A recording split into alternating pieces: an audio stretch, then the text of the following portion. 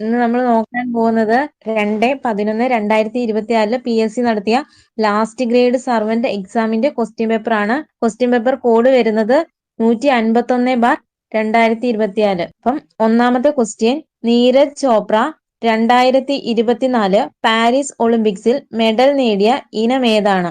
Option A tennis, option B ഗുസ്തി, option C shooting, option D javelin. ഉത്തരമായിട്ട് വരുന്നത് option D javelin ആണ് കേട്ടോ. നീരജ് ചോപ്ര 2024 പാരീസ് ഒളിമ്പിക്സിൽ മെഡൽ നേടിയ ഇനം ഏതാണെന്ന് ചോദിച്ചാല് ജാവലിൻ ആണ്. ഇനി ഒളിമ്പിക്സ് അത്ലറ്റിക്സിൽ സ്വർണം നേടുന്ന ആദ്യ ഇന്ത്യൻ താരം ആരാണെന്ന് ചോദിച്ചാൽ അത് നീരജ് ചോപ്രയാണ്. 2024 പാരീസ് ഒളിമ്പിക്സിൽ നീരജ് ചോപ്രയ്ക്ക് ജാവലിൻ ത്രോയിൽ വെള്ളി മെഡൽ ലഭിച്ചു. 89.45 മീറ്റർ കേട്ടോ. 89.45 മീറ്റർ. ഇനി രണ്ടാമത്തെ ക്വസ്റ്റ്യൻ, കേരളത്തിന്റെ പുതിയ ഹൈക്കോടതി ചീഫ് ജസ്റ്റിസ് ആരാണ്? Option A KG Balakrishnan, option B A Muhammad Mushtaq, option C Nitin Madhukar Jamdar, option D Ashish Jitendra Desai. അത് ഓപ്ഷൻ സി നിതിൻ മധുകർ ജാംദാർ ആണ്. കേരളത്തിന്റെ പുതിയ ഹൈക്കോടതി ചീഫ് ജസ്റ്റിസ് ആരാണെന്ന് വെച്ചാൽ അത് നിതിൻ മധുകർ ജാംദാർ ആണ്. കേരള ഹൈക്കോടതിയുടെ 39ാമത് ചീഫ് ജസ്റ്റിസ് ആണ് കേട്ടോ. കേരള ഹൈക്കോടതിയുടെ 39ാമത് ചീഫ് ജസ്റ്റിസ് ആണ്. ഇനി കേരള ഹൈക്കോടതിയുടെ 38ാമത് CJ ആരാണെന്ന് ചോദിച്ചാല് അത് ആശിഷ് ജിതേന്ദ്ര ദേശായി ആണ്. കേരള ഹൈക്കോടതിയുടെ 38ാമത് CJ ആരാണെന്ന് ചോദിച്ചാൽ അത് ആശിഷ് ജിതേന്ദ്ര ദേശായി. ഇനി കേരള ഹൈക്കോടതിയുടെ ആദ്യ ചീഫ് ജസ്റ്റിസ് ആരാണെന്ന് ചോദിച്ചാൽ അത് ജസ്റ്റിസ് KT കോശിയാണ്. കേരള ഹൈക്കോടതിയുടെ ആദ്യ ചീഫ് ജസ്റ്റിസ് ആരാണെന്ന് ചോദിച്ചാല് അത് ജസ്റ്റിസ് KT കോശിയാണ്. ഇനി മൂന്നാമത്തെ ക്വസ്റ്റ്യൻ, എവിടെയാണ് Annie Besant home rule movement തുടങ്ങിയത്? Option A New Delhi, option B Kolkata, option C Madras, option D Jaipur. അത് ഓപ്ഷൻ സി മദ്രാസ് ആണ് കേട്ടോ. Annie Besant home rule movement തുടങ്ങിയത് മദ്രാസ്. ആനി ബസന്റ് ചെന്നൈയിലെ അടയാറിൽ ഹോം റൂൾ പ്രസ്ഥാനം ആരംഭിച്ച വർഷം എന്നാണെന്ന് വെച്ചാൽ അത് 1916 ആണ്. ആനി ബസന്റ് ചെന്നൈയിലെ അടയാറിൽ ഹോം റൂൾ പ്രസ്ഥാനം ആരംഭിച്ച വർഷം 1916. ഇന്ത്യൻ നവോത്ഥാനത്തിന്റെ മാതാവ് എന്ന് വിശേഷിപ്പിക്കപ്പെടുന്ന വനിതയാണ് ആനി ബസന്റ്. എന്താണ്? ഇന്ത്യൻ നവോത്ഥാനത്തിന്റെ മാതാവ് എന്ന് വിശേഷിപ്പിക്കുന്ന വനിതയാണ് ആനി ബസന്റ്. ഇന്ത്യൻ നാഷണൽ കോൺഗ്രസിന്റെ പ്രസിഡന്റ് ആകുന്ന ആദ്യ വനിത ആരാണെന്ന് ചോദിച്ചാൽ അതും ആനി ബസന്റ് ആണ്. ഇന്ത്യൻ നാഷണൽ കോൺഗ്രസിന്റെ പ്രസിഡന്റ് ആകുന്ന ആദ്യ വനിത ആരാണെന്ന് ചോദിച്ചാല് അത് ആനി ബസന്റ് ആണ്. നാലാമത്തെ ക്വസ്റ്റ്യൻ, 1913 തുടങ്ങിയ ഗദ്ദാർ മൂവ്മെന്റിന് നേതൃത്വം നൽകിയത് ആരായിരുന്നു? Option A Gandhiji, option B Lala Hardayal, option C Lala Lajpat Rai, option D Jawaharlal Nehru. അത് ഓപ്ഷൻ ബി ലാല ഹർദയാൽ ആണ്. 1913 തുടങ്ങിയ ഗദ്ദാർ മൂവ്മെന്റിന് നേതൃത്വം നൽകിയത് ആരാണെന്ന് ചോദിച്ചാല് അത് ലാല ഹർദയാൽ ആണ്. ഇനി ഗദ്ദാർ പാർട്ടി സ്ഥാപിതമായ വർഷം എന്നാണെന്ന് ചോദിച്ചാൽ അത് 1913 ജൂലൈ 15 ഗദ്ദാർ പാർട്ടി സ്ഥാപിതമായ വർഷം എന്നാണെന്ന് ചോദിച്ചാല് 1913 ജൂലൈ 15 കേട്ടോ. അമേരിക്കയിലെ സാൻ ഫ്രാൻസിസ്കോയിലായിരുന്നു ഗദ്ദാർ പാർട്ടിയുടെ ആസ്ഥാനം. എവിടെയാണ്? അമേരിക്കയിലെ സാൻ ഫ്രാൻസിസ്കോയിലായിരുന്നു ഗദ്ദാർ പാർട്ടിയുടെ ആസ്ഥാനം. ഇനി 1914 കോമഗതമാരു സംഭവവുമായി ബന്ധപ്പെട്ട പാർട്ടി ഏതാണെന്ന് ചോദിച്ചാല് അത് ഗദ്ദാർ പാർട്ടിയാണ് കേട്ടോ. 1914 കോമഗതമാരു പ്രശ്നവുമായി ബന്ധപ്പെട്ട പാർട്ടി ഏതാണെന്ന് ചോദിച്ചാല് അത് ഗദ്ദാർ പാർട്ടിയാണ്. ഇനി ഗദ്ദാർ പാർട്ടി രൂപീകരിക്കുന്നതിന് നേതൃത്വം നൽകിയ നേതാക്കൾ ആരൊക്കെയാണെന്ന് ചോദിച്ചാല് അത് ലാല ഹർദയാല്, താരക് നാഥ് ദാസ്, സോഹൻ സിംഗ് ഫക്ന. ലാല ഹർദയാല്, താരക് നാഥ് ദാസ്, സോഹൻ സിംഗ് ഫക്ന. ഇനി ഗദ്ദാർ പാർട്ടിയുടെ ആദ്യ ജനറൽ സെക്രട്ടറി ആരാണെന്ന് ചോദിച്ചാൽ അത് ലാല ഹർദയാൽ ആണ്. ഗദ്ദാർ പാർട്ടിയുടെ ആദ്യ ജനറൽ സെക്രട്ടറി ആരാണെന്ന് ചോദിച്ചാൽ അത് ലാല ഹർദയാലും ഇതിന്റെ സ്ഥാപക പ്രസിഡന്റ് ആരാണെന്ന് ചോദിച്ചാൽ അത് സോഹൻ സിംഗ് ഫക്നയാണ്. അഞ്ചാമത്തെ ക്വസ്റ്റ്യൻ, താഴെ പറയുന്നവയിൽ ബാലഗംഗാധര തിലകിന്റെ ജേണൽ ഏതാണ്? Option A Indian opinion, option B Indian mirror, option C young India, option D Maratha. അത് ഓപ്ഷൻ ഡി മറാത്തയാണ്. ബാലഗംഗാധരൻ തിലകിന്റെ ജേണൽ ഏതാണെന്ന് ചോദിച്ചാൽ അത് മറാത്തയാണ്. ഇനി ബാലഗംഗാധര തിലകിന്റെ ഉടമസ്ഥതയിലുള്ള പത്രങ്ങൾ ഏതാണെന്ന് ചോദിച്ചാല് അത് കേസരി, മറാത്ത. കേസരി മറാത്തി ഭാഷയിലും മറാത്ത ഇംഗ്ലീഷ് ഭാഷയിലുമാണ്. യങ് ഇന്ത്യ, ഹരിജൻ എന്നൊക്കെ പറയുന്നത് മഹാത്മാഗാന്ധിയുടെ പത്രമാണ് കേട്ടോ. യങ് ഇന്ത്യ, ഹരിജൻ ഇതൊക്കെ മഹാത്മാഗാന്ധിയുടെ പത്രമാണ്. ആറാമത്തെ ക്വസ്റ്റ്യൻ, 3 റൗണ്ട് ടേബിൾ കോൺഫറൻസിലും പങ്കെടുത്ത വ്യക്തി ആരാണ്? Option A doctor B R. Ambedkar, option B Jawaharlal Nehru, option C Mahatma Gandhi, option D Subhash Chandra Bose. അത് option A doctor B R. Ambedkar ആണ് കേട്ടോ. 3 റൗണ്ട് ടേബിൾ കോൺഫറൻസിലും പങ്കെടുത്ത വ്യക്തി ആരാണെന്ന് ചോദിച്ചാൽ അത് ബി അംബേദ്കർ ആണ്. ഒന്നാം വട്ടമേശ സമ്മേളനം നടന്ന വർഷം എന്നാണെന്ന് ചോദിച്ചാൽ 1930 നവംബർ 12 ആണ് കേട്ടോ. 1930 നവംബർ 12 മുതൽ 1931 ജനുവരി 19 വരെയായിരുന്നു ഒന്നാം വട്ടമേശ സമ്മേളനം നടന്നത്. ഇനി ഒന്നാം വട്ടമേശ സമ്മേളനം നടക്കുമ്പോൾ ഇന്ത്യയിലെ വൈസ്രോയി ആരാണെന്ന് ചോദിച്ചാൽ അത് ഇർവിൻ പ്രഭു ആണ്. ആരാണ്? ഇർവിൻ പ്രഭു. ഇനി ഒന്നാം വട്ടമേശ സമ്മേളനത്തിൽ അധ്യക്ഷത വഹിച്ചത് ആരാണെന്ന് ചോദിച്ചാൽ അത് റംസെ മക്ഡൊണാൾഡ് ആണ് കേട്ടോ. ഒന്നാം വട്ടമേശ സമ്മേളനത്തിൽ അധ്യക്ഷത വഹിച്ചത് ആരാണെന്ന് ചോദിച്ചാൽ അത് റാംസെ മക്ഡൊണാൾഡ് ആണ്. ഇനി ഒന്നാം വട്ടമേശ സമ്മേളനത്തിൽ അധിസ്ഥിതരെ പ്രതിനിധീകരിച്ച് പങ്കെടുത്ത വ്യക്തി ആരാണെന്ന് ചോദിച്ചാൽ അത് ഡോക്ടർ ബി.ആർ. അംബേദ്കർ ആണ്. ഇനി രണ്ടാം വട്ടമേശ സമ്മേളനത്തിന്റെ വർഷം എന്നാണെന്ന് ചോദിച്ചാൽ 1931 ആണ് കേട്ടോ. 1931 സെപ്റ്റംബർ 7. ഇനി രണ്ടാം വട്ടമേശ സമ്മേളനം നടക്കുമ്പോൾ ഇന്ത്യയിലെ വൈസ്രോയി ആരാണെന്ന് ചോദിച്ചാൽ അത് വെല്ലിംഗ്ടൺ പ്രഭു ആണ്. ഗാന്ധിജി പങ്കെടുത്ത ഏക വട്ടമേശ സമ്മേളനം ഏതാണെന്ന് ചോദിച്ചാൽ അത് രണ്ടാം വട്ടമേശ സമ്മേളനമാണ് കേട്ടോ. ഗാന്ധിജി പങ്കെടുത്ത ഏക വട്ടമേശ സമ്മേളനം ഏതാണെന്ന് ചോദിച്ചാൽ അത് രണ്ടാം വട്ടമേശ സമ്മേളനമാണ്. രണ്ടാം വട്ടമേശ സമ്മേളനത്തിൽ കോൺഗ്രസിനെ പ്രതിനിധീകരിച്ചത് ആരാണെന്ന് ചോദിച്ചാൽ അത് ഗാന്ധിജിയാണ് കേട്ടോ. രണ്ടാം വട്ടമേശ സമ്മേളനത്തിൽ കോൺഗ്രസിനെ പ്രതിനിധീകരിച്ചത് ആരാണെന്ന് ചോദിച്ചാൽ അത് ഗാന്ധിജിയും. രണ്ടാം വട്ടമേശ സമ്മേളനത്തിൽ ഇന്ത്യൻ വനിതകളെ പ്രതിനിധാനം ചെയ്തത് ആരാണെന്ന് ചോദിച്ചാൽ അത് സരോജിനി നായിഡു ആണ്. ഇനി മൂന്നാം വട്ടമേശ സമ്മേളനം വർഷം എന്നാണെന്ന് ചോദിച്ചാൽ അത് 1932 നവംബർ 17 മുതൽ ഡിസംബർ 24 വരെയാണ്. 1932 നവംബർ 17 മുതൽ ഡിസംബർ 24 വരെയാണ്. ഇനി 3 വട്ടമേശ സമ്മേളനത്തിലും പങ്കെടുത്ത ദേശീയ നേതാക്കൾ ആരാണെന്ന് ചോദിച്ചാൽ അത് ഡോക്ടർ ബി.ആർ. അംബേദ്കറും ഉണ്ട്, തേജ് ബഹദൂർ സപ്രുവും ഉണ്ട് കേട്ടോ. 3 വട്ടമേശ സമ്മേളനത്തിലും പങ്കെടുത്ത ദേശീയ നേതാക്കൾ ആരൊക്കെയാണെന്ന് ചോദിച്ചാൽ ബി.ആർ. അംബേദ്കറും തേജ് ബഹദൂർ സപ്രുവും ഉണ്ട്. ഇനി 7ാമത്തെ ക്വസ്റ്റ്യൻ, ക്വിറ്റ് ഇന്ത്യ സമരകാലത്തെ ഇന്ത്യയിലെ വൈസ്രോയി ആരായിരുന്നു? Option A lord Mountbatten, option B lord Canning, option C lord Wavell, option D lord Linlithgow. അത് ഓപ്ഷൻ ഡി ലോർഡ് ലിൻലിത്ഗോയാണ് കേട്ടോ. ഏറ്റവും കൂടുതൽ കാലം ഇന്ത്യയിൽ ഭരണം നടത്തിയ വൈസ്രോയി ആരാണെന്ന് ചോദിച്ചാൽ അത് ലിൻലിത്ഗോയാണ് കേട്ടോ. ഏറ്റവും കൂടുതൽ കാലം ഇന്ത്യയിൽ ഭരണം നടത്തിയ വൈസ്രോയി ആരാണെന്ന് ചോദിച്ചാൽ അത് ലിൻലിത്ഗോയാണ്. രണ്ടാം ലോക മഹായുദ്ധം ആരംഭിക്കുമ്പോൾ ഇന്ത്യയിലെ വൈസ്രോയി ആരാണെന്ന് ചോദിക്കുമ്പോൾ അത് ലിൻലിത്ഗോ പ്രഭുവാണ്. രണ്ടാം ലോക മഹായുദ്ധം ആരംഭിക്കുമ്പോൾ ഇന്ത്യയിലെ വൈസ്രോയി ആരാണെന്ന് ചോദിച്ചാൽ അത് ലിൻലിത്ഗോ പ്രഭുവാണ്. ഇനി ക്രിപ്സ് മിഷൻ ഇന്ത്യ സന്ദർശിക്കുമ്പോൾ ഇന്ത്യയിലെ വൈസ്രോയി ആരാണെന്ന് ചോദിച്ചാൽ അതും ലിൻലിത്ഗോയാണ്. ക്വിറ്റ് ഇന്ത്യ സമരകാലത്ത് ഇന്ത്യയിലെ വൈസ്രോയി, ക്രിപ്സ് മിഷൻ ഇന്ത്യ സന്ദർശിക്കുമ്പോൾ ഇന്ത്യയിലെ വൈസ്രോയി, ക്വിറ്റ് ഇന്ത്യ സമരകാലത്ത് ഇന്ത്യയിലെ വൈസ്രോയി, ഇതൊക്കെ ലിൻലിത്ഗോ പ്രഭുവാണ് കേട്ടോ. ഇനി 8ാമത്തെ ക്വസ്റ്റ്യൻ, PSC മെമ്പറെ പദവിയിൽ നിന്ന് നീക്കം ചെയ്യാനുള്ള അധികാരം ആർക്കാണ്? Option A governor, option B പ്രധാനമന്ത്രി, ഓപ്ഷൻ സി സുപ്രീം കോടതി ചീഫ് ജസ്റ്റിസ്, ഓപ്ഷൻ ഡി രാഷ്ട്രപതി. അത് ഓപ്ഷൻ ഡി രാഷ്ട്രപതിയാണ്. PSC മെമ്പറെ പദവിയിൽ നിന്ന് നീക്കം ചെയ്യാനുള്ള അധികാരം ആർക്കാണെന്ന് ചോദിച്ചാൽ അത് രാഷ്ട്രപതിക്കാണ്. ഇനി സംസ്ഥാന പബ്ലിക് സർവീസ് കമ്മീഷനിലെ അംഗങ്ങളുടെ എണ്ണം നിശ്ചയിക്കുന്ന ആരാണെന്ന് വെച്ചാൽ അത് ഗവർണറാണ് കേട്ടോ. സംസ്ഥാന പബ്ലിക് സർവീസ് കമ്മീഷനിലെ അംഗങ്ങളുടെ എണ്ണം നിശ്ചയിക്കുന്നത് ഗവർണറാണ്. ഇനി സംസ്ഥാന പബ്ലിക് സർവീസ് കമ്മീഷനിലെ അംഗങ്ങളെ നിയമിക്കുന്നത് ആരാണെന്ന് വെച്ചാൽ അത് ഗവർണറാണ് കേട്ടോ.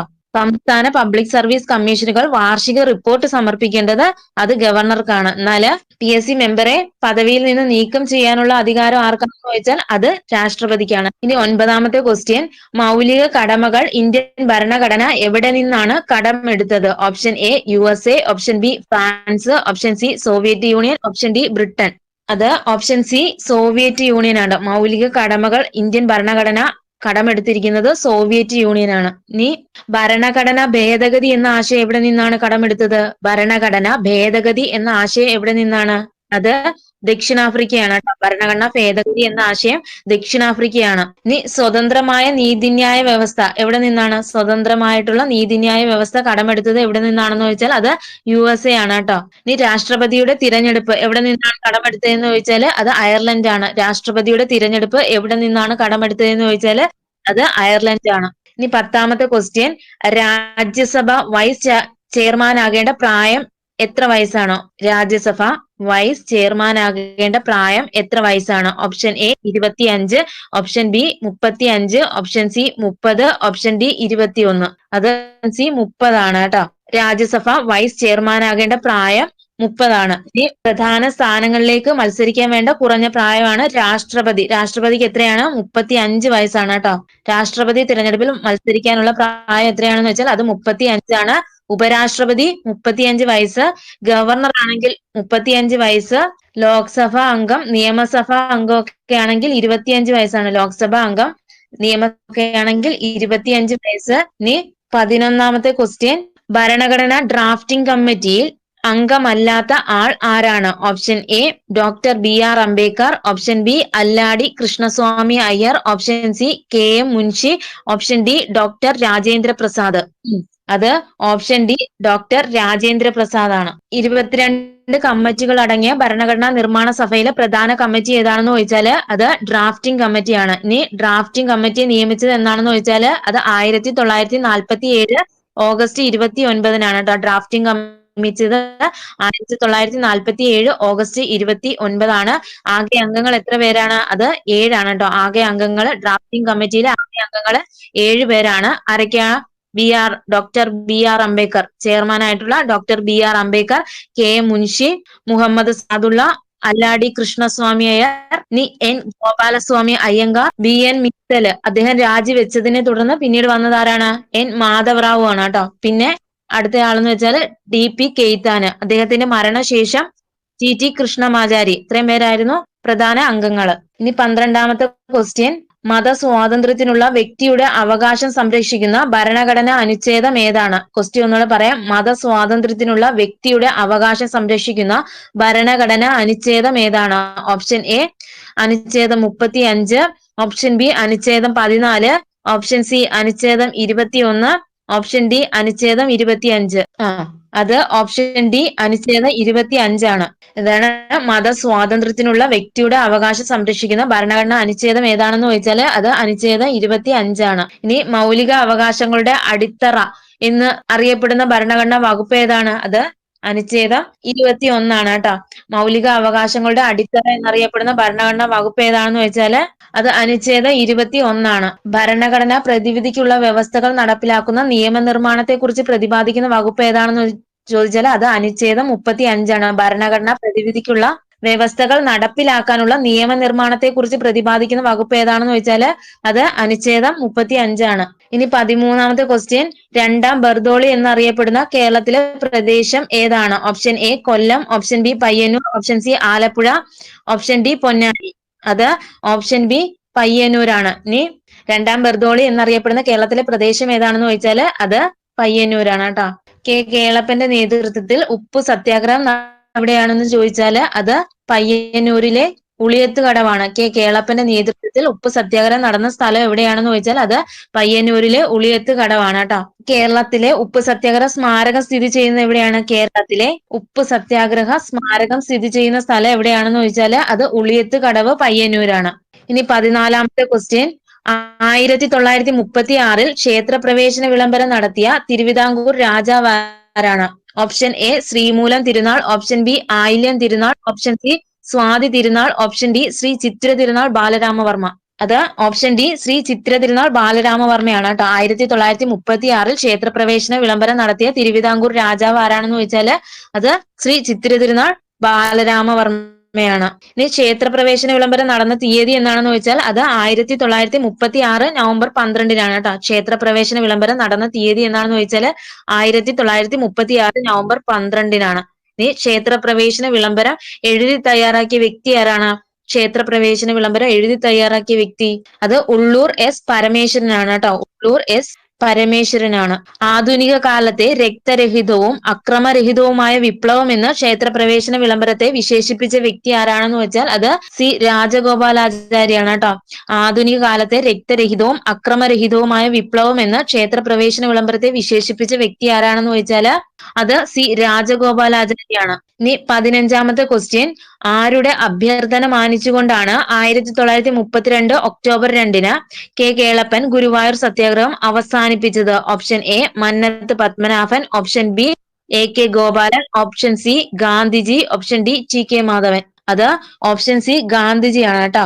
ഗാന്ധിജിയുടെ അഭ്യർത്ഥന മാനിച്ചുകൊണ്ടാണ് 1932 ഒക്ടോബർ 2 കേളപ്പൻ ഗുരുവായൂർ സത്യാഗ്രഹം അവസാനിപ്പിച്ചത്. ഇനി ഗുരുവായൂർ സത്യാഗ്രഹം നടന്ന തീയതി എന്നാണെന്ന് വെച്ചാല് അത് 1931 നവംബർ ആണ് കേട്ടോ. ഗുരുവായൂർ സത്യാഗ്രഹം നടന്ന തീയതി എന്നാണെന്ന് വെച്ചാൽ 1931 നവംബർ 1 ഇനി ഗുരുവായൂർ സത്യാഗ്രഹ കമ്മിറ്റിയുടെ സെക്രട്ടറി ആയിരുന്ന വ്യക്തിയാണ് കേളപ്പൻ. ഗുരുവായൂർ സത്യാഗ്രഹ കമ്മിറ്റിയുടെ സെക്രട്ടറി ആയിരുന്ന വ്യക്തി ആരാണെന്ന് ചോദിച്ചാൽ അത് കേളപ്പനാണ്. എന്നാണ് കേളപ്പൻ നിരാഹാര സത്യാഗ്രഹം തുടങ്ങിയ തീയതി എന്നാണെന്ന് ചോദിച്ചാൽ അത് 1932 സെപ്റ്റംബർ 21 കേട്ടോ. 1932 സെപ്റ്റംബർ 21 കേളപ്പൻ നിരാഹാര സത്യാഗ്രഹം ആരംഭിച്ചത്. 1932 ഒക്ടോബർ 2 ഗാന്ധിജിയുടെ അഭ്യർത്ഥന മാനിച്ചെന്ത് ചെയ്തു? കേളപ്പൻ ഗുരുവായൂർ നിരാഹാര സത്യാഗ്രഹം അവസാനിപ്പിച്ചു. ഇനി 16ാമത്തെ ക്വസ്റ്റ്യൻ, രണ്ടാം ഈഴവ മെമ്മോറിയൽ എന്നറിയപ്പെട്ട 1900 ഈഴവ മെമ്മോറിയൽ സമർപ്പിക്കപ്പെട്ടത് ആർക്ക്? ഓപ്ഷൻ എ കഴ്സൺ പ്രഭു, ഓപ്ഷൻ ബി വേവൽ പ്രഭു, ഓപ്ഷൻ സി റിപ്പൺ പ്രഭു, ഓപ്ഷൻ ഡി ഡഫറിൻ പ്രഭു. അത് ഓപ്ഷൻ എ കഴ്സൺ പ്രഭു ആണ് കേട്ടോ. രണ്ടാം ഈഴവ മെമ്മോറിയൽ എന്നറിയപ്പെട്ട 1900 ഈഴവ മെമ്മോറിയൽ സമർപ്പിക്കപ്പെട്ടത് ആർക്കാണെന്ന് വെച്ചാൽ അത് കഴ്സൺ പ്രഭുവിനാണ്. ഇനി ഈഴവ മെമ്മോറിയൽ എന്താണെന്ന് വെച്ചാൽ തിരുവിതാംകൂറിൽ ഈഴവർക്ക് സർക്കാർ ഉദ്യോഗങ്ങളിൽ പ്രാതിനിധ്യം ലഭിക്കുന്നതിന് വേണ്ടി ശ്രീമൂലം തിരുനാളിന് ലഭിച്ച നിവേദനമാണ് ഈഴവ മെമ്മോറിയൽ എന്ന് പറയുന്നത്. എന്താണ്? തിരുവിതാംകൂറിൽ ഈഴവർക്ക് സർക്കാർ ഉദ്യോഗങ്ങളിൽ പ്രാതിനിധ്യം ലഭിക്കുന്നതിന് വേണ്ടി ശ്രീമൂലം തിരുനാളിന് സമർപ്പിച്ച നിവേദനമാണ് ഈഴവ മെമ്മോറിയൽ. ഇനി ഈഴവ മെമ്മോറിയലിന് നേതൃത്വം നൽകിയ വ്യക്തി ആരാണ്? അത് ഡോക്ടർ പൽപ്പു ആണ് കേട്ടോ. ഈഴവ മെമ്മോറിയലിന് നേതൃത്വം നൽകിയ വ്യക്തി ആരാണെന്ന് ചോദിച്ചാൽ ഡോക്ടർ പൽപ്പു ആണ്.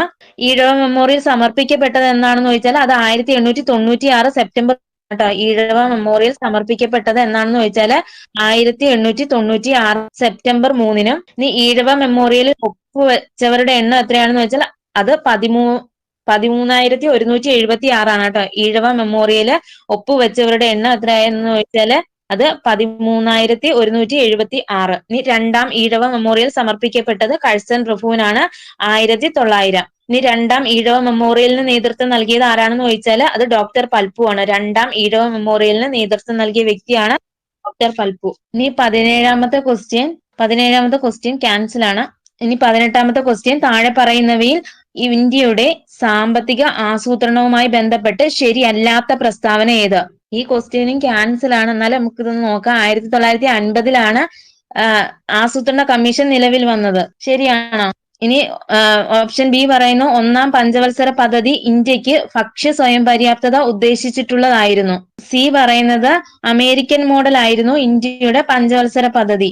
ഓപ്ഷൻ ഡി പറയുന്നു ആസൂത്രണ കമ്മീഷന്റെ ആദ്യ ചെയർമാൻ ജവഹർലാൽ നെഹ്റു ആയിരുന്നു. അപ്പൊ ഇവിടെ ആൻസർ ആയിട്ട് ബിയും സിയും തെറ്റായിട്ട് വരുന്നത് തന്നെ ഈ ക്വസ്റ്റ്യൻ ക്യാൻസൽ ആക്കിയത് കേട്ടോ. അപ്പം ഭക്ഷ്യ സ്വയം പര്യാപ്തത ലക്ഷ്യമാക്കിയ പദ്ധതി ഏതാണെന്ന് ചോദിച്ചാല് അത് മൂന്നാം പഞ്ചവത്സര പദ്ധതിയാണ് കേട്ടോ. ഭക്ഷ്യ സ്വയം പര്യാപ്തത ലക്ഷ്യമാക്കിയ പഞ്ചവത്സര പദ്ധതി ഏതാണെന്ന് ചോദിച്ചാൽ അത് മൂന്നാം പഞ്ചവത്സര പദ്ധതിയാണ് കേട്ടോ. 1961 to 1966. ഇനി ദേശീയ ആസൂത്രണ കമ്മീഷൻ നിലവിൽ വന്ന തീയതി എന്നാണ്?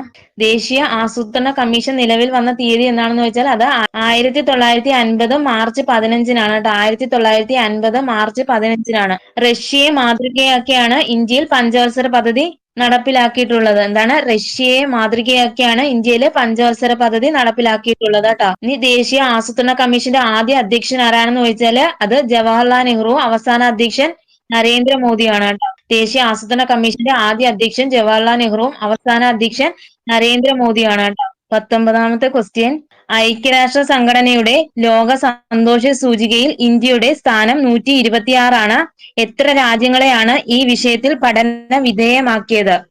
ഈ ക്വസ്റ്റ്യൻ ക്യാൻസൽ ആയിരുന്നു കേട്ടോ. 2025 ലോക സന്തോഷിക സൂചികയിൽ 1ാം സ്ഥാനം ഏത് രാജ്യത്തിനാണ്? അത് ഫിൻലാൻഡിനാണ് കേട്ടോ. 2025 ലോക സന്തോഷിക സൂചികയില് 1ാം സ്ഥാനം ഫിൻലാൻഡ്, 2ാം സ്ഥാനം ഡെൻമാർക്ക്, 3ാം സ്ഥാനം വരുന്നത് ഐസ്ലാൻഡ്. ഇന്ത്യയുടെ സ്ഥാനം 118 കേട്ടോ. 118. ഇന്ത്യയുടെ സ്ഥാനം എത്രയാണെന്ന് ചോദിച്ചാൽ 118. ഇനി 20ാമത്തെ ക്വസ്റ്റ്യൻ, നീതി ആയോഗിന്റെ 2023-24 സുസ്ഥിര വികസന ലക്ഷ്യങ്ങളുടെ റിപ്പോർട്ട് പ്രകാരം കേരളത്തോടൊപ്പം 1ാം സ്ഥാനം പങ്കിട്ട സംസ്ഥാനം? ക്വസ്റ്റ്യൻ ഒന്നുകൂടെ പറയാം. നീതി ആയോഗിന്റെ 2023-24 സുസ്ഥിര വികസന ലക്ഷ്യങ്ങളുടെ റിപ്പോർട്ട് പ്രകാരം കേരളത്തോടൊപ്പം 1ാം സ്ഥാനം പങ്കിട്ട സംസ്ഥാനം. ഓപ്ഷൻ വായിക്കാം. Option A Uttarakhand, option B Maharashtra, option C Tamil Nadu, option D Gujarat. അത് ഓപ്ഷൻ എ ഉത്തരാഖണ്ഡ് ആണ് കേട്ടോ. നീതി ആയോഗിന്റെ 2023-24 സുസ്ഥിര വികസന ലക്ഷ്യങ്ങളുടെ റിപ്പോർട്ട് പ്രകാരം കേരളത്തോടൊപ്പം 1ാം സ്ഥാനം പങ്കിട്ട സംസ്ഥാനം ഏതാണെന്ന് ചോദിച്ചാല് അത് ഉത്തരാഖണ്ഡ് ആണ്. ഇനി 21ാമത്തെ ക്വസ്റ്റ്യൻ ക്യാൻസൽ ആണ്. 22ാമത്തെ ക്വസ്റ്റ്യൻ സെബിയുടെ പൂർണ്ണ രൂപം എന്താണ്? Option A securities and export board of India, option B securities and exchange board of India, option C state exchange board of India, option D standard exchange board of India. അത് option B securities and exchange board of India. സെബിയുടെ പൂർണ്ണരൂപം securities and exchange board of India. സെബിയുടെ നിലവിലെ chairperson ആരാണെന്ന് വെച്ചാൽ അത് തുഹിൻ കാന്ത പാണ്ഡെ ആണ് കേട്ടോ. സെബിയുടെ നിലവിലെ ചെയർപേഴ്സൺ ആരാണെന്ന് വെച്ചാൽ അത് തുഹിൻ കാന്ത പാണ്ഡെ. ഇനി സെബിയുടെ ചെയർപേഴ്സൺ പദവിയിലെത്തിയ ആദ്യ വനിത ആരാണെന്ന് ചോദിച്ചാല് അത് മാധവി പുരി ബുച്ച് ആണ് കേട്ടോ. സെബിയുടെ ചെയർപേഴ്സൺ പദവിയിലെത്തിയ ആദ്യ വനിത ആരാണെന്ന് ചോദിച്ചാൽ അത് മാധവി പുരി ബുച്ച്. സെബി സ്ഥാപിക്കപ്പെട്ട വർഷം എന്നാണെന്ന് ചോദിച്ചാൽ അത് 1988. ആസ്ഥാനം മുംബൈ. ഇനി 23ാമത്തെ ക്വസ്റ്റ്യൻ. പാരീസ് ഒളിമ്പിക്സിൽ അമേരിക്കയും ചൈനയും നേടിയ സ്വർണ്ണ മെഡലുകളുടെ എണ്ണം. Option A 126, 44, option C 91, option D 40. അത് ഓപ്ഷൻ ഡി 40 ആണ് കേട്ടോ. പാരീസ് ഒളിമ്പിക്സിൽ അമേരിക്കയും ചൈനയും നേടിയ സ്വർണ്ണ മെഡലുകളുടെ എണ്ണം എത്രയാണെന്ന് ചോദിച്ചാൽ അത് 40 ആണ്. ഇനി പാരീസ് ഒളിമ്പിക്സിലെ ആദ്യ സ്വർണ്ണ മെഡൽ കരസ്ഥമാക്കിയ രാജ്യം ഏതാണ്? പാരീസ് ഒളിമ്പിക്സിലെ ആദ്യ സ്വർണ്ണ മെഡൽ കരസ്ഥമാക്കിയ രാജ്യം ആരാണെന്ന് ചോദിച്ചാൽ അത് ചൈനയാണ് കേട്ടോ. ചൈന.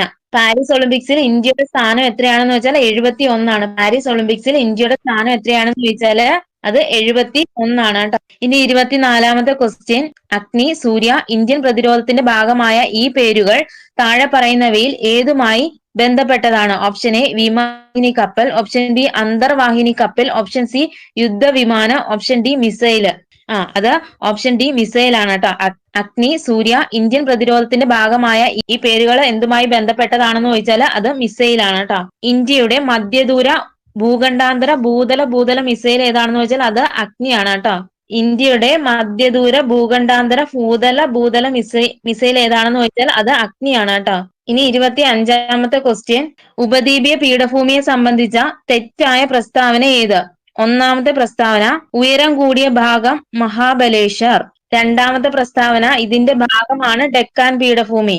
മൂന്നാമത്തെ പ്രസ്താവന വിന്ധ്യ, സത്പുര, ആരവല്ലി, പശ്ചിമഘട്ടം, പൂർവ്വഘട്ടം എന്നിവ ഇതിന്റെ ഭാഗങ്ങളാണ്. അപ്പം ഇവിടെ ഓപ്ഷൻ എ പറഞ്ഞു ഒന്ന് മാത്രം, ഓപ്ഷൻ ബി 2 മാത്രം, ഓപ്ഷൻ സി 3 മാത്രം, ഓപ്ഷൻ ഡി ഇവയൊന്നുമല്ല. തെറ്റായ പ്രസ്താവനയാണ് ചോദിച്ചിരിക്കുന്നത്. അത് ഓപ്ഷൻ ഡി ഇവയൊന്നുമല്ല കേട്ടോ. ഇനി 26ാമത്തെ ക്വസ്റ്റ്യൻ. ഇന്ത്യയിലെ സംസ്ഥാനങ്ങളെ സംബന്ധിച്ച് ശരിയല്ലാത്ത ജോഡി ഏത്? Option A Andhra Pradesh, Hyderabad, option B Uttarakhand, Dehradun, option C Bihar, Patna, option D Mizoram, Aizawl.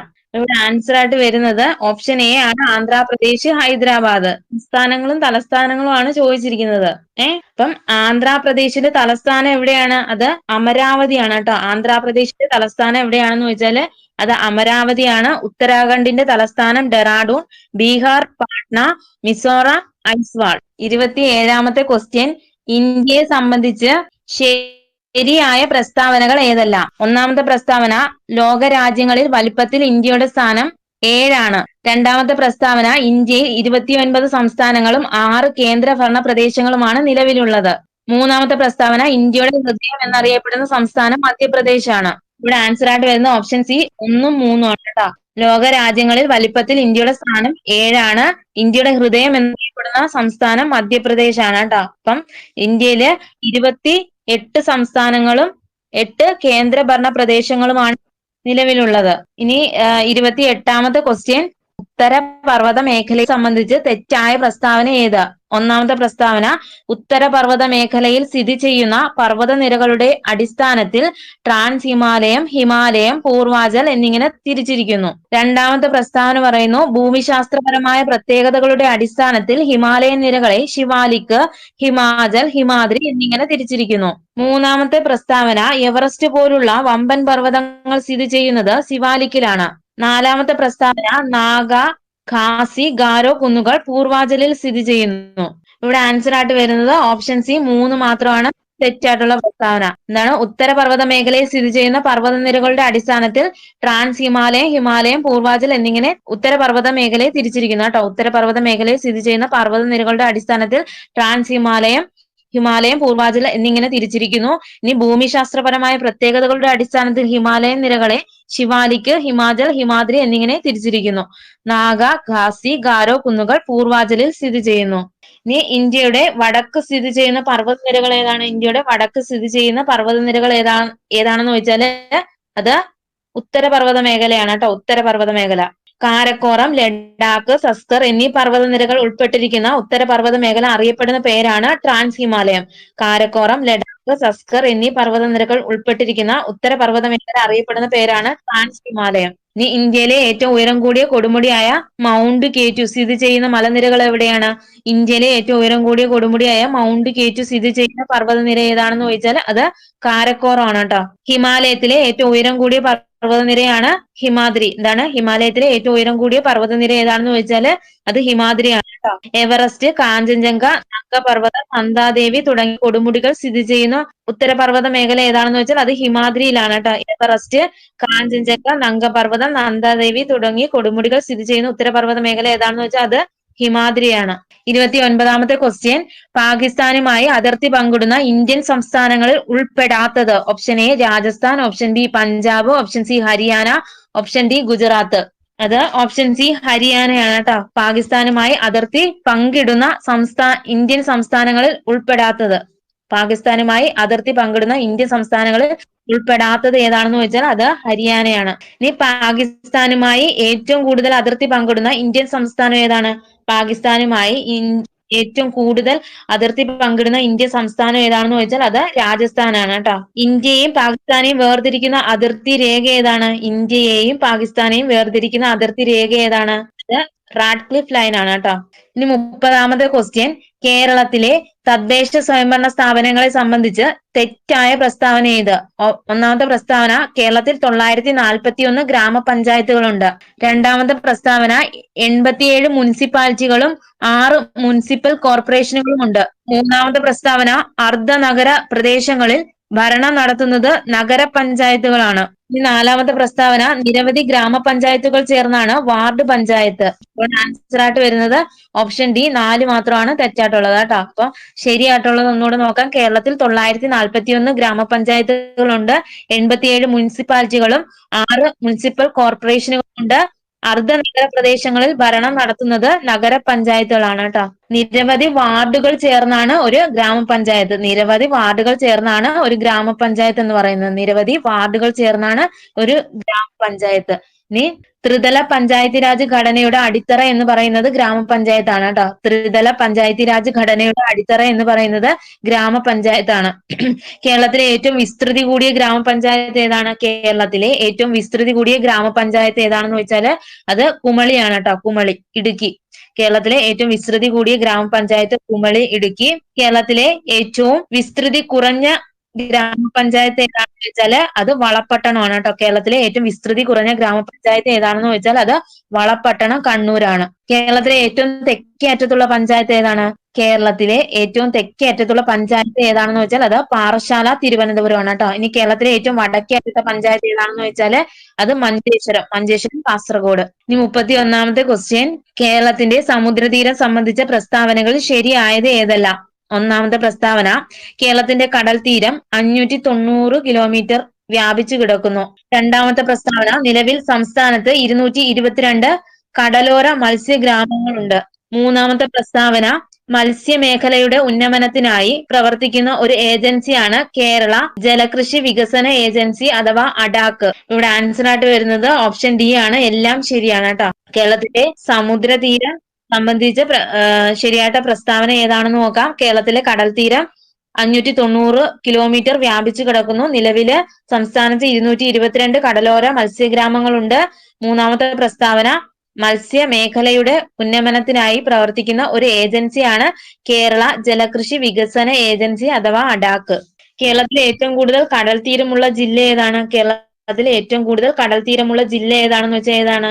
അത് കണ്ണൂരാണ് കേട്ടോ. കേരളത്തിൽ ഏറ്റവും കൂടുതൽ കടൽ തീരമുള്ള ജില്ല ഏതാണെന്ന് ചോദിച്ചാല് അത് കണ്ണൂരും, കടൽ തീരം കുറവുള്ള ജില്ല ഏതാണ്? അത് കൊല്ലമാണ് കേട്ടോ. കേരളത്തിലെ ആകെ 222 സമുദ്ര മത്സ്യബന്ധന ഗ്രാമങ്ങളും 113 ഉൾനാടൻ ബന്ധന ഗ്രാമങ്ങളും ഉണ്ട്. കേരളത്തിൽ ആകെ 222 സമുദ്ര ബന്ധന ഗ്രാമങ്ങളും 113 നാടൻ മത്സ്യബന്ധന ഗ്രാമങ്ങളും ഉണ്ട്. ഇനി കേരളത്തിലെ മത്സ്യത്തൊഴിലാളി സഹകരണ സംഘങ്ങളുടെ അപ്പെക്സ് ഫെഡറേഷൻ ഏതാണെന്ന് ചോദിച്ചാല് അത് മത്സ്യഫെഡ് ആണ് കേട്ടോ. കേരളത്തിലെ മത്സ്യത്തൊഴിലാളി സഹകരണ സംഘങ്ങളുടെ അപ്പെക്സ് ഫെഡറേഷൻ ഏതാണെന്ന് ചോദിച്ചാല് മത്സ്യഫെഡ്. ആസ്ഥാനം ചോദിച്ചാല് തിരുവനന്തപുരം കേട്ടോ. ഇനി അഡാക്ക് അഥവാ agency for development of aquaculture സ്ഥാപിതമായ വർഷം എന്നാണെന്ന് ചോദിച്ചാൽ അത് 1989 അഡാക്ക് അഥവാ agency for development of aquaculture സ്ഥാപിതമായ വർഷം എന്നാണെന്ന് ചോദിച്ചാൽ 1989. അഡാക്ക് എന്ന് പറഞ്ഞാൽ എന്താണ്? മത്സ്യ മേഖലയുടെ ഉന്നമനത്തിനായി പ്രവർത്തിക്കുന്ന ഒരു ഏജൻസിയാണ് കേരള ജലകൃഷി വികസന ഏജൻസി കേട്ടോ, അഥവാ അഡാക്ക്. ഇനി 32ാമത്തെ ക്വസ്റ്റ്യൻ, കേരളത്തിലെ വന്യജീവി സങ്കേതങ്ങളുടെയും ദേശീയ ഉദ്യാനങ്ങളെയും സംബന്ധിച്ച വിവരങ്ങളാണ് ചുവടെ. ഇവയിൽ ശരിയായ ജോഡികൾ ഏതെല്ലാം? ക്വസ്റ്റ്യൻ ഒന്നുകൂടെ പറയാം. കേരളത്തിലെ വന്യജീവി സങ്കേതങ്ങളുടെയും ദേശീയോദ്യാനങ്ങളെയും സംബന്ധിച്ച വിവരങ്ങളാണ് ചുവടെ. ഇവയിൽ ശരിയായ ജോഡികൾ ഏതെല്ലാം? ഒന്നാമത്തെ പ്രസ്താവന മതികെട്ടാൻചോല വയനാട്. രണ്ടാമത്തെ പ്രസ്താവന പാമ്പാടിൻചോല ഇടുക്കി. പ്രസ്താവന ആറളം വന്യജീവി സങ്കേതം കണ്ണൂര്. നാലാമത്തെ പ്രസ്താവന കരിമ്പുഴ വന്യജീവി സങ്കേതം കൊല്ലം. ഇവിടെ ആൻസർ ആയിട്ട് വരുന്നത് ഓപ്ഷൻ എ ആണ്. 2ഉം 3ഉം മാത്രമാണ് ശരിയായിട്ടുള്ളത്. പാമ്പാടിൻചോല ഇടുക്കി, ആറളം വന്യജീവി സങ്കേതം കണ്ണൂര്. ഇനി മതികെട്ടാൻചോല ഏത് ജില്ലയിലാണ് സ്ഥിതി ചെയ്യുന്നത്? മതികെട്ടാൻചോല അത് ഇടുക്കി ജില്ലയിലാണ് കേട്ടോ. ഇടുക്കി ജില്ലയിൽ സ്ഥിതി ചെയ്യുന്ന കേരളത്തിലെ ദേശീയോദ്യാനങ്ങൾ ഏതൊക്കെയാണെന്ന് ചോദിച്ചാൽ അത് ഇരവികുളം, മതികെട്ടാൻചോല, ആനമുടിച്ചോല, പാമ്പാടിൻചോല കേട്ടോ. ഇടുക്കി ജില്ലയിൽ സ്ഥിതി ചെയ്യുന്ന കേരളത്തിലെ ദേശീയോദ്യാനങ്ങൾ ഏതൊക്കെയാണെന്ന് ചോദിച്ചാൽ അത് ഇരവികുളം, മതികെട്ടാൻചോല, ആനമുടിച്ചോല, പാമ്പാടിൻചോല. ഇനി കരിമ്പുഴ വന്യജീവി സങ്കേതം എവിടെയാണ് സ്ഥിതി ചെയ്യുന്നത്? അത് മലപ്പുറമാണ് കേട്ടോ. കരിമ്പുഴ വന്യജീവി സങ്കേതം സ്ഥിതി ചെയ്യുന്നത് മലപ്പുറമാണ്. കേരളത്തിലെ 18ാമത് വന്യജീവി സങ്കേതമാണ് കരിമ്പുഴ വന്യജീവി സങ്കേതം കേട്ടോ.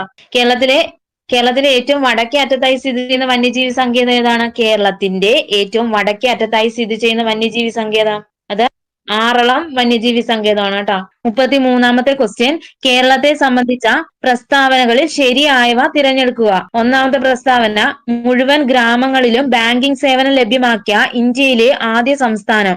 രണ്ടാമത്തെ പ്രസ്താവന കായിക വിദ്യാഭ്യാസം പാഠ്യപദ്ധതിയിൽ ഉൾപ്പെടുത്തിയ ആദ്യ ഇന്ത്യൻ സംസ്ഥാനം. മൂന്നാമത്തെ പ്രസ്താവന ജനസാന്ദ്രത കൂടിയ ജില്ല മലപ്പുറം. അപ്പൊ ഇവിടെ ആൻസർ ആയിട്ട് വരുന്നത് ഓപ്ഷൻ എ ആണ്. 1ഉം 2ഉം മാത്രമാണ് ശരിയായിട്ടുള്ളത് കേട്ടോ.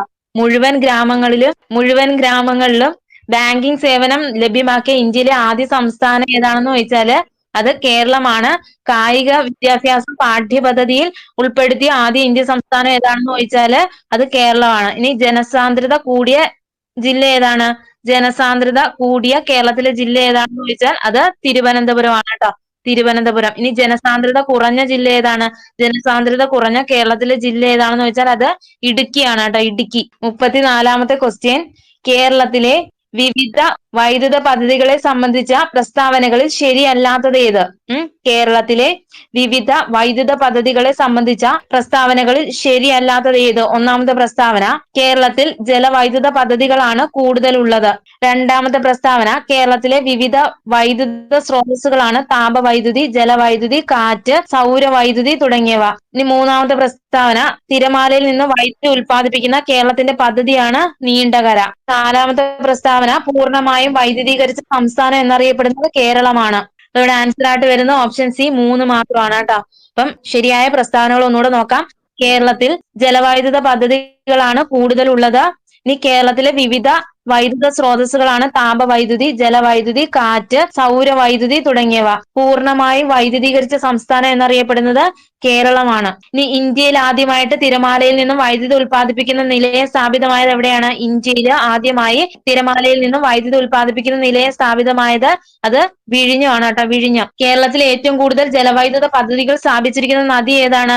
കേരളത്തിൽ ഏറ്റവും കൂടുതൽ ജലവൈദ്യുത പദ്ധതികൾ നദി ഏതാണെന്ന് ചോദിച്ചാൽ അത് പെരിയാറാണ് കേട്ടോ. കേരളത്തിൽ പൂർണ്ണമായും സൗരോർജ്ജം ഉപയോഗിക്കുന്ന ആദ്യ ഗ്രാമപഞ്ചായത്ത് ഏതാണ്? കേരളത്തില് പൂർണ്ണമായും സൗരോർജ്ജം ഉപയോഗിക്കുന്ന ആദ്യ ഗ്രാമപഞ്ചായത്ത് ചോദിച്ചാല് അത് പെരുമാട്ടി പാലക്കാടാണ് കേട്ടോ. പെരുമാട്ടി പാലക്കാട്.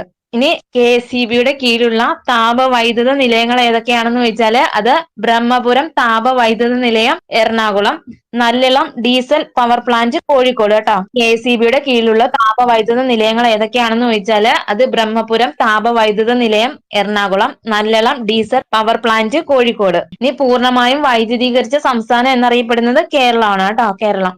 ഇനി 35ാമത്തെ ക്വസ്റ്റ്യൻ, കേരളത്തിലെ ജലാശയങ്ങളെ സംബന്ധിച്ച പ്രസ്താവനകളിൽ ശരിയായവ കണ്ടെത്തുക. ഒന്നാമത്തെ പ്രസ്താവന, അഷ്ടമുടിക്കായൽ കേരളത്തിലെ കായലുകളിലേക്കുള്ള കവാടം എന്നറിയപ്പെടുന്നു. രണ്ടാമത്തെ പ്രസ്താവന, ഏറ്റവും വലിയ ശുദ്ധജല തടാകമാണ് ശാസ്താംകോട്ട. മൂന്നാമത്തെ പ്രസ്താവന, വേമ്പനാട്ട് കായൽ ആലപ്പുഴ, കോട്ടയം, എറണാകുളം ജില്ലകളിലായി വ്യാപിച്ചു കിടക്കുന്നു. ഇവിടെ ആൻസർ ആയിട്ട് വരുന്നത് ഓപ്ഷൻ ഡി ആണ്. എല്ലാം ശരിയാണ് കേട്ടോ. അഷ്ടമുടിക്കായൽ കേരളത്തിലെ കായലുകളിലേക്കുള്ള കവാടം എന്നറിയപ്പെടുന്നു. ഏറ്റവും വലിയ ശുദ്ധജല തടാകമാണ് കോട്ട, വേമ്പനാട്ട് കായൽ ആലപ്പുഴ, കോട്ടയം, എറണാകുളം ജില്ലകളിലായി വ്യാപിച്ചു കിടക്കുന്നു. ഇനി കേരളത്തിലെ ഏറ്റവും വലുതും ഇന്ത്യയിലെ ഏറ്റവും നീളം കൂടിയതുമായിട്ടുള്ള കായൽ ഏതാണെന്ന് ചോദിച്ചാൽ ഏതാണ്? കേരളത്തിലെ ഏറ്റവും വലുതും ഇന്ത്യയിലെ ഏറ്റവും നീളം കൂടിയതുമായ കായൽ ഏതാണെന്ന് ചോദിച്ചാൽ അത് വേമ്പനാട്ട് കായലാണ് കേട്ടോ. ഇനി കേരളത്തിലെ ഏറ്റവും വലിയ രണ്ടാമത്തെ കായൽ ഏതാണ്? കേരളത്തിലെ ഏറ്റവും വലിയ രണ്ടാമത്തെ കായൽ ഏതാണെന്ന് ചോദിച്ചാൽ അത് അഷ്ടമുടി കായൽ കൊല്ലം ജില്ലയിലാണ് കേട്ടോ. ആശ്രാമം കായൽ എന്നറിയപ്പെടുന്ന കായൽ ഏതാണ്? അത് അഷ്ടമുടി കായലാണ്. ഇനി കേരളത്തിൽ ഏറ്റവും ഉയരത്തിൽ സ്ഥിതി ചെയ്യുന്ന തടാകം കേരളത്തിലെ ഏറ്റവും ഉയരത്തിൽ സ്ഥിതി ചെയ്യുന്ന തടാകം ഏതാണെന്ന് വെച്ചാൽ അത് പൂക്കോട് തടാകമാണ്. പൂക്കോട് തടാകം വയനാടാണ്. ഇനി എഫ് ആകൃതിയിലുള്ള തടാകം ഏതാണ്? എഫ് ആകൃതിയിലുള്ള തടാകം ഏതാണെന്ന് ചോദിച്ചാൽ അത് ശാസ്താംകോട്ട കായലാണ് കേട്ടോ. എഫ് ആകൃതിയിലുള്ള തടാകം ഏതാണെന്ന് വെച്ചാൽ അത് ശാസ്താംകോട്ട കായലാണ്. ഇനി കേരളത്തിലെ രണ്ടാമത്തെ വലിയ ശുദ്ധജല തടാകം ഏതാണ്? കേരളത്തിലെ രണ്ടാമത്തെ വലിയ ശുദ്ധജല തടാകം ഏതാണെന്ന് ചോദിച്ചാൽ അത് വെള്ളായണി കായൽ തിരുവനന്തപുരമാണ് കേട്ടോ. കേരളത്തിലെ രണ്ടാമത്തെ വലിയ ശുദ്ധജല തടാകം ഏതാണെന്ന് വെച്ചാൽ അത് വെള്ളായണി കായൽ തിരുവനന്തപുരമാണ്. ഇനി ഏതാണ് കേരളത്തിലെ ഹൃദയത്തിന്റെ ആകൃതിയിലുള്ള തടാകം ഏതാണ്? കേരളത്തിലെ ഹൃദയത്തിന്റെ ആകൃതിയിലുള്ള തടാകം ഏതാണ്? അത് മേപ്പാടി വയനാടാണ് കേട്ടോ. ഇന്ത്യൻ ഭൂപടത്തിന്റെ ആകൃതിയിലുള്ള തടാകം ഏതാണ്? ഇന്ത്യൻ ഭൂപടത്തിന്റെ ആകൃതിയിലുള്ള തടാകം അത് പൂക്കോടാണ് കേട്ടോ. ഇനി നീരാളി ആകൃതിയിലുള്ള തടാകം ഏതാണെന്ന് ചോദിച്ചാൽ അത് അഷ്ടമുടിക്കായൽ. ഇനി 36ാമത്തെ ക്വസ്റ്റ്യൻ, കേരളത്തിലെ നദികളെ സംബന്ധിച്ച് ശരിയായത്. ഒന്നാമത് പറഞ്ഞിരിക്കുന്ന പമ്പ കിഴക്കോട്ട്, രണ്ടാമത് പറഞ്ഞിരിക്കുന്നത് പാമ്പാർ പടിഞ്ഞാറോട്ട്, മൂന്നാമത് പറഞ്ഞിരിക്കുന്നത് കുന്തിപ്പുഴ പടിഞ്ഞാറോട്ട്, നാലാമത് പറഞ്ഞിരിക്കുന്നത് പെരിയാറ് കിഴക്കോട്ട്. ഏതാ ശരിയായിട്ടുള്ളത്? അത് ഓപ്ഷൻ സി ആണ് കേട്ടോ. ഓപ്ഷൻ സി 3 മാത്രമാണ് ശരിയായിട്ടുള്ളത്. ഏതാ? കുന്തിപ്പുഴ പടിഞ്ഞാറോട്ട്.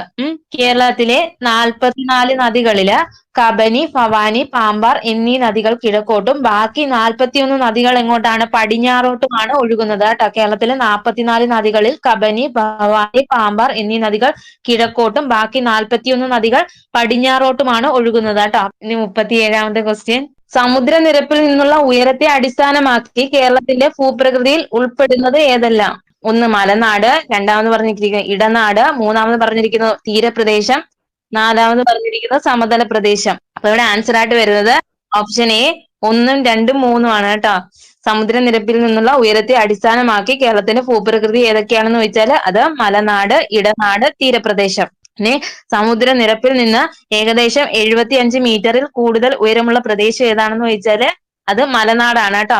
സമുദ്രനിരപ്പിൽ നിന്ന് ഏകദേശം 75 മീറ്ററിൽ കൂടുതൽ ഉയരമുള്ള പ്രദേശം ഏതാണെന്ന് ചോദിച്ചാല് അത് മലനാടാണ് കേട്ടോ. സമുദ്രനിരപ്പിൽ നിന്ന് 7.5 മീറ്റർ മുതൽ 75 മീറ്റർ വരെ ഉയരമുള്ള പ്രദേശം ഏതാണ്? അത് ഇടനാടാണ് കേട്ടോ. സമുദ്രനിരപ്പിൽ നിന്ന് 7.5 മീറ്റർ മുതൽ 75 മീറ്റർ വരെ ഉയരമുള്ള പ്രദേശം ഏതാണെന്ന് ചോദിച്ചാല് അത് ഇടനാടാണ്. ഇനി സമുദ്രനിരപ്പിൽ നിന്ന് 7.5 മീറ്റർ വരെ ഉയരമുള്ള ഭൂപ്രദേശം ഏതാണ്? 7.5 അത് തീരപ്രദേശമാണ്. ഇനി 38ാമത്തെ ക്വസ്റ്റ്യൻ ക്യാൻസൽ ആണ്. 39ാമത്തെ ക്വസ്റ്റ്യൻ, കേരളത്തിൽ തെക്ക് പടിഞ്ഞാറൻ മൺസൂണിനെ സംബന്ധിച്ച പ്രസ്താവനകൾ ശരിയായവ ഏതെല്ലാം? ഒന്നാമത്തെ പ്രസ്താവന, ജൂൺ മുതൽ സെപ്റ്റംബർ വരെ മഴ ലഭിക്കുന്നു.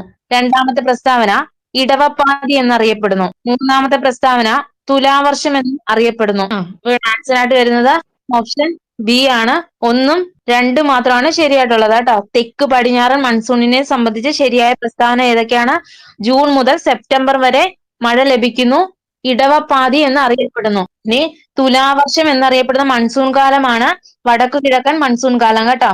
തുലാവർഷം എന്നറിയപ്പെടുന്ന മൺസൂൺ കാലം ഏതാണെന്ന് ചോദിച്ചാൽ അത് വടക്ക് കിഴക്കൻ മൺസൂൺ കാലമാണ്. ഇനി മൺസൂണിന്റെ കവാടം എന്നറിയപ്പെടുന്ന സംസ്ഥാനം ഏതാണ്? മൺസൂണിന്റെ കവാടം എന്നറിയപ്പെടുന്ന സംസ്ഥാനം ഏതാണെന്ന് വെച്ചാൽ അത് കേരളമാണ് കേട്ടോ, കേരളം. ഇനി 40ാമത്തെ ക്വസ്റ്റ്യൻ, നിലവിൽ കേരളത്തിലെ ഏറ്റവും വലിയ ജില്ല ഏത്? Option A Palakkad, option B Idukki, option C Ernakulam, option D Malappuram.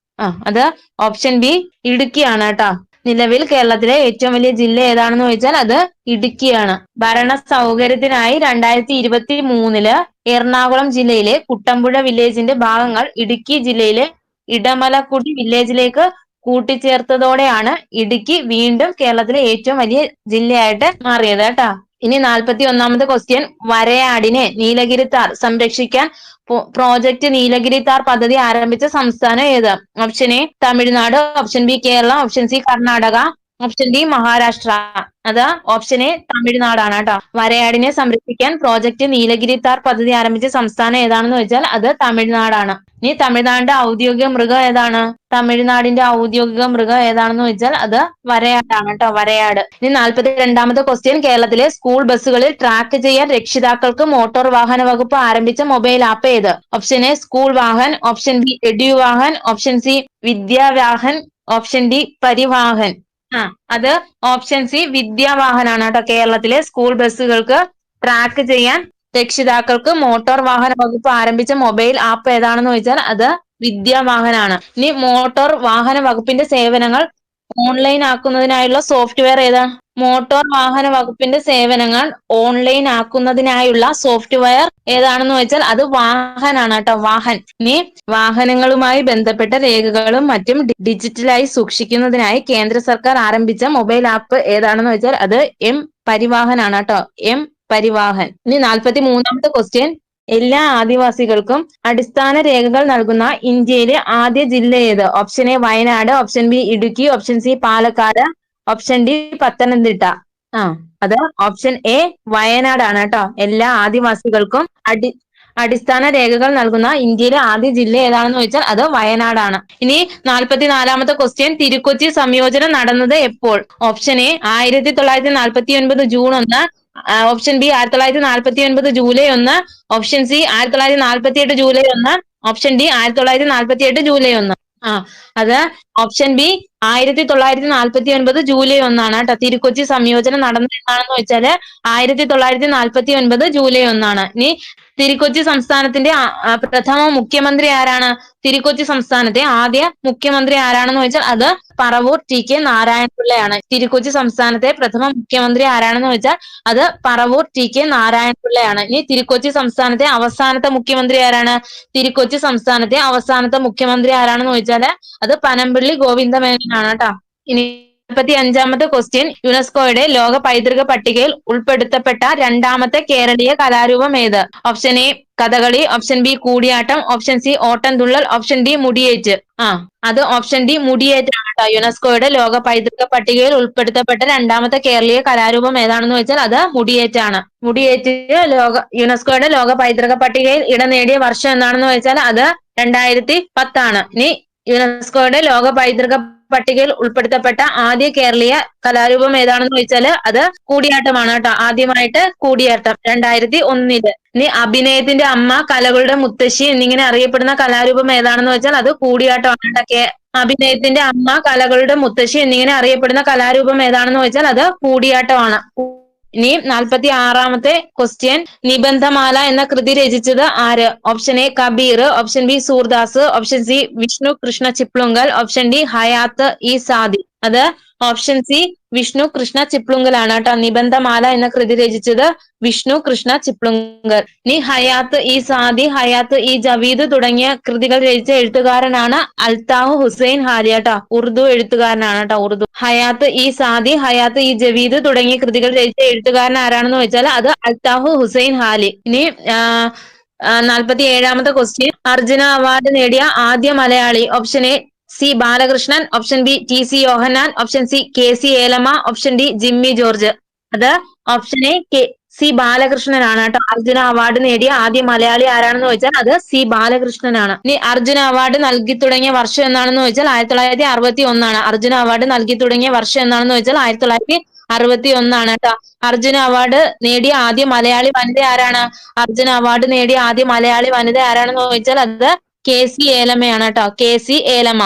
ഇനി 2024 അർജുന പുരസ്കാരം ലഭിച്ച മലയാളി താരം ആരാണെന്ന് ചോദിച്ചാൽ അത് സജൻ പ്രകാശ് ആണ് കേട്ടോ. 2024 അർജുന പുരസ്കാരം ലഭിച്ച മലയാളി താരം ആരാണെന്ന് ചോദിച്ചാൽ അത് സജൻ പ്രകാശ് നീന്തൽ താരമാണ് കേട്ടോ. ഇനി സി ബാലകൃഷ്ണൻ ഏത് മേഖലയുമായിട്ട് ബന്ധപ്പെട്ടയാണ് സി ബാലകൃഷ്ണൻ? അത് പർവ്വത ആരോഹണമാണ് കേട്ടോ. പർവ്വതാരോഹണം. ഇനി 48ാമത്തെ ക്വസ്റ്റ്യൻ. ഇന്ത്യ ഗവൺമെന്റിന്റെ കീഴിൽ വരുന്ന ISROയുടെ പുതിയ വാണിജ്യ വിഭാഗം. Option A new space India limited, option B Indian data relay satellite system, option C in space, option D space kids India. അത് ന്യൂ സ്പേസ് ഇന്ത്യ ലിമിറ്റഡ് ആണ് കേട്ടോ. ഇന്ത്യ ഗവൺമെന്റിന്റെ കീഴിൽ വരുന്ന ISROയുടെ പുതിയ വാണിജ്യ വിഭാഗം ഏതാണെന്ന് ചോദിച്ചാൽ അത് ന്യൂ സ്പേസ് ഇന്ത്യ ലിമിറ്റഡ് ആണ് കേട്ടോ. New space India limited. ഇനി ഇന്ത്യൻ ബഹിരാകാശ വകുപ്പിന്റെ നിയന്ത്രണത്തിൽ ആരംഭിച്ച കേന്ദ്ര പൊതുമേഖലാ സ്ഥാപനമാണ് ന്യൂ സ്പേസ് ഇന്ത്യ ലിമിറ്റഡ്. എന്താണ്? ഇന്ത്യൻ ബഹിരാകാശ വകുപ്പിന്റെ നിയന്ത്രണത്തിൽ ആരംഭിച്ച കേന്ദ്ര പൊതുമേഖലാ സ്ഥാപനം ഏതാണെന്ന് ചോദിച്ചാല് അത് ന്യൂ സ്പേസ് ഇന്ത്യ ലിമിറ്റഡ് ആണ് കേട്ടോ. ന്യൂ സ്പേസ് ഇന്ത്യ ലിമിറ്റഡ് സ്ഥാപിതമായ വർഷമാണ് 2019 കേട്ടോ. 2019. 49ാമത്തെ ക്വസ്റ്റ്യൻ. 2023 IPL ചരിത്രത്തിലെ ആദ്യ ഇമ്പാക്ട് പ്ലെയർ ആയത് ആരാണ്? Option A Sam Curran, option B Shubman Gill, option C Tushar Deshpande, option D Mohammed Shami. അത് ഓപ്ഷൻ സി തുഷാർ ദേശ്പാണ്ഡെയാണ് കേട്ടോ. 2023 IPL ചരിത്രത്തിലെ ആദ്യ ഇമ്പാക്ട് പ്ലെയർ ആയത് ആരാണെന്ന് ചോദിച്ചാൽ അത് തുഷാർ ദേശ്പാണ്ഡെയാണ് കേട്ടോ. ഇനി 50ാമത്തെ ക്വസ്റ്റ്യൻ. ജ്ഞാനപ്പാന പുരസ്കാരം 2023 നേടിയത് ആര്? Option A K Jayakumar, option B V Madhusudanan Nair, option C KB Sreedevi, option D Sri Ravishankar.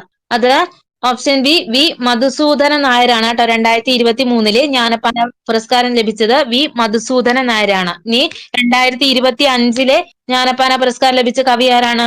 2025 Jnanappana പുരസ്കാരം ലഭിച്ച കവി ആരാണെന്ന് വെച്ചാൽ അതാരാണ്? അത് KP ശങ്കരനാണ്. KP ശങ്കരൻ. 51ാമത്തെ ക്വസ്റ്റ്യൻ. ചന്ദ്രയാൻ 3 വിക്ഷേപിച്ചത് എന്ന്? Option A 2023 June 21, option B 2023 June 22, option C 2023 September 22, option D 2023 July 14 എന്നാണ് ചന്ദ്രയാൻ 3 വിക്ഷേപിച്ചത്. അത് ഓപ്ഷൻ ഡി 2023 ജൂലൈ 14 ആണ് കേട്ടോ. 2023 ജൂലൈ 14. ഇനി ചന്ദ്രയാൻ 3 ചന്ദ്രന്റെ ദക്ഷിണ ധ്രുവത്തിൽ സോഫ്റ്റ് ലാൻഡിംഗ് ചെയ്ത തീയതി എന്നാണ്? അത് 2023 ഓഗസ്റ്റ് 23 ആണ് കേട്ടോ. 2023 ഓഗസ്റ്റ് 23 ചന്ദ്രയാൻ 3 ചന്ദ്രന്റെ ദക്ഷിണ ധ്രുവത്തിൽ സോഫ്റ്റ് ലാൻഡിംഗ് ചെയ്ത തീയതി. ദക്ഷിണ ധ്രുവത്തില് സോഫ്റ്റ് ലാൻഡിംഗ് ചെയ്ത ആദ്യ രാജ്യമാണ് ഇന്ത്യ കേട്ടോ. ഇനി ചന്ദ്രയാൻ 3യുടെ പ്രോജക്ട് ഡയറക്ടർ ആരാണ്? P വീരമുത്തുവേൽ. 52ാമത്തെ ക്വസ്റ്റ്യൻ. മലപ്പുറം താനൂർ ബോട്ട് അപകടത്തെ കുറിച്ച് അന്വേഷിച്ച ജുഡീഷ്യൽ കമ്മീഷൻ ഏത്? Option A VK Mohan commission, option B VP Joy commission, option C BN Srikrishna commission, option D P Radhakrishnan commission.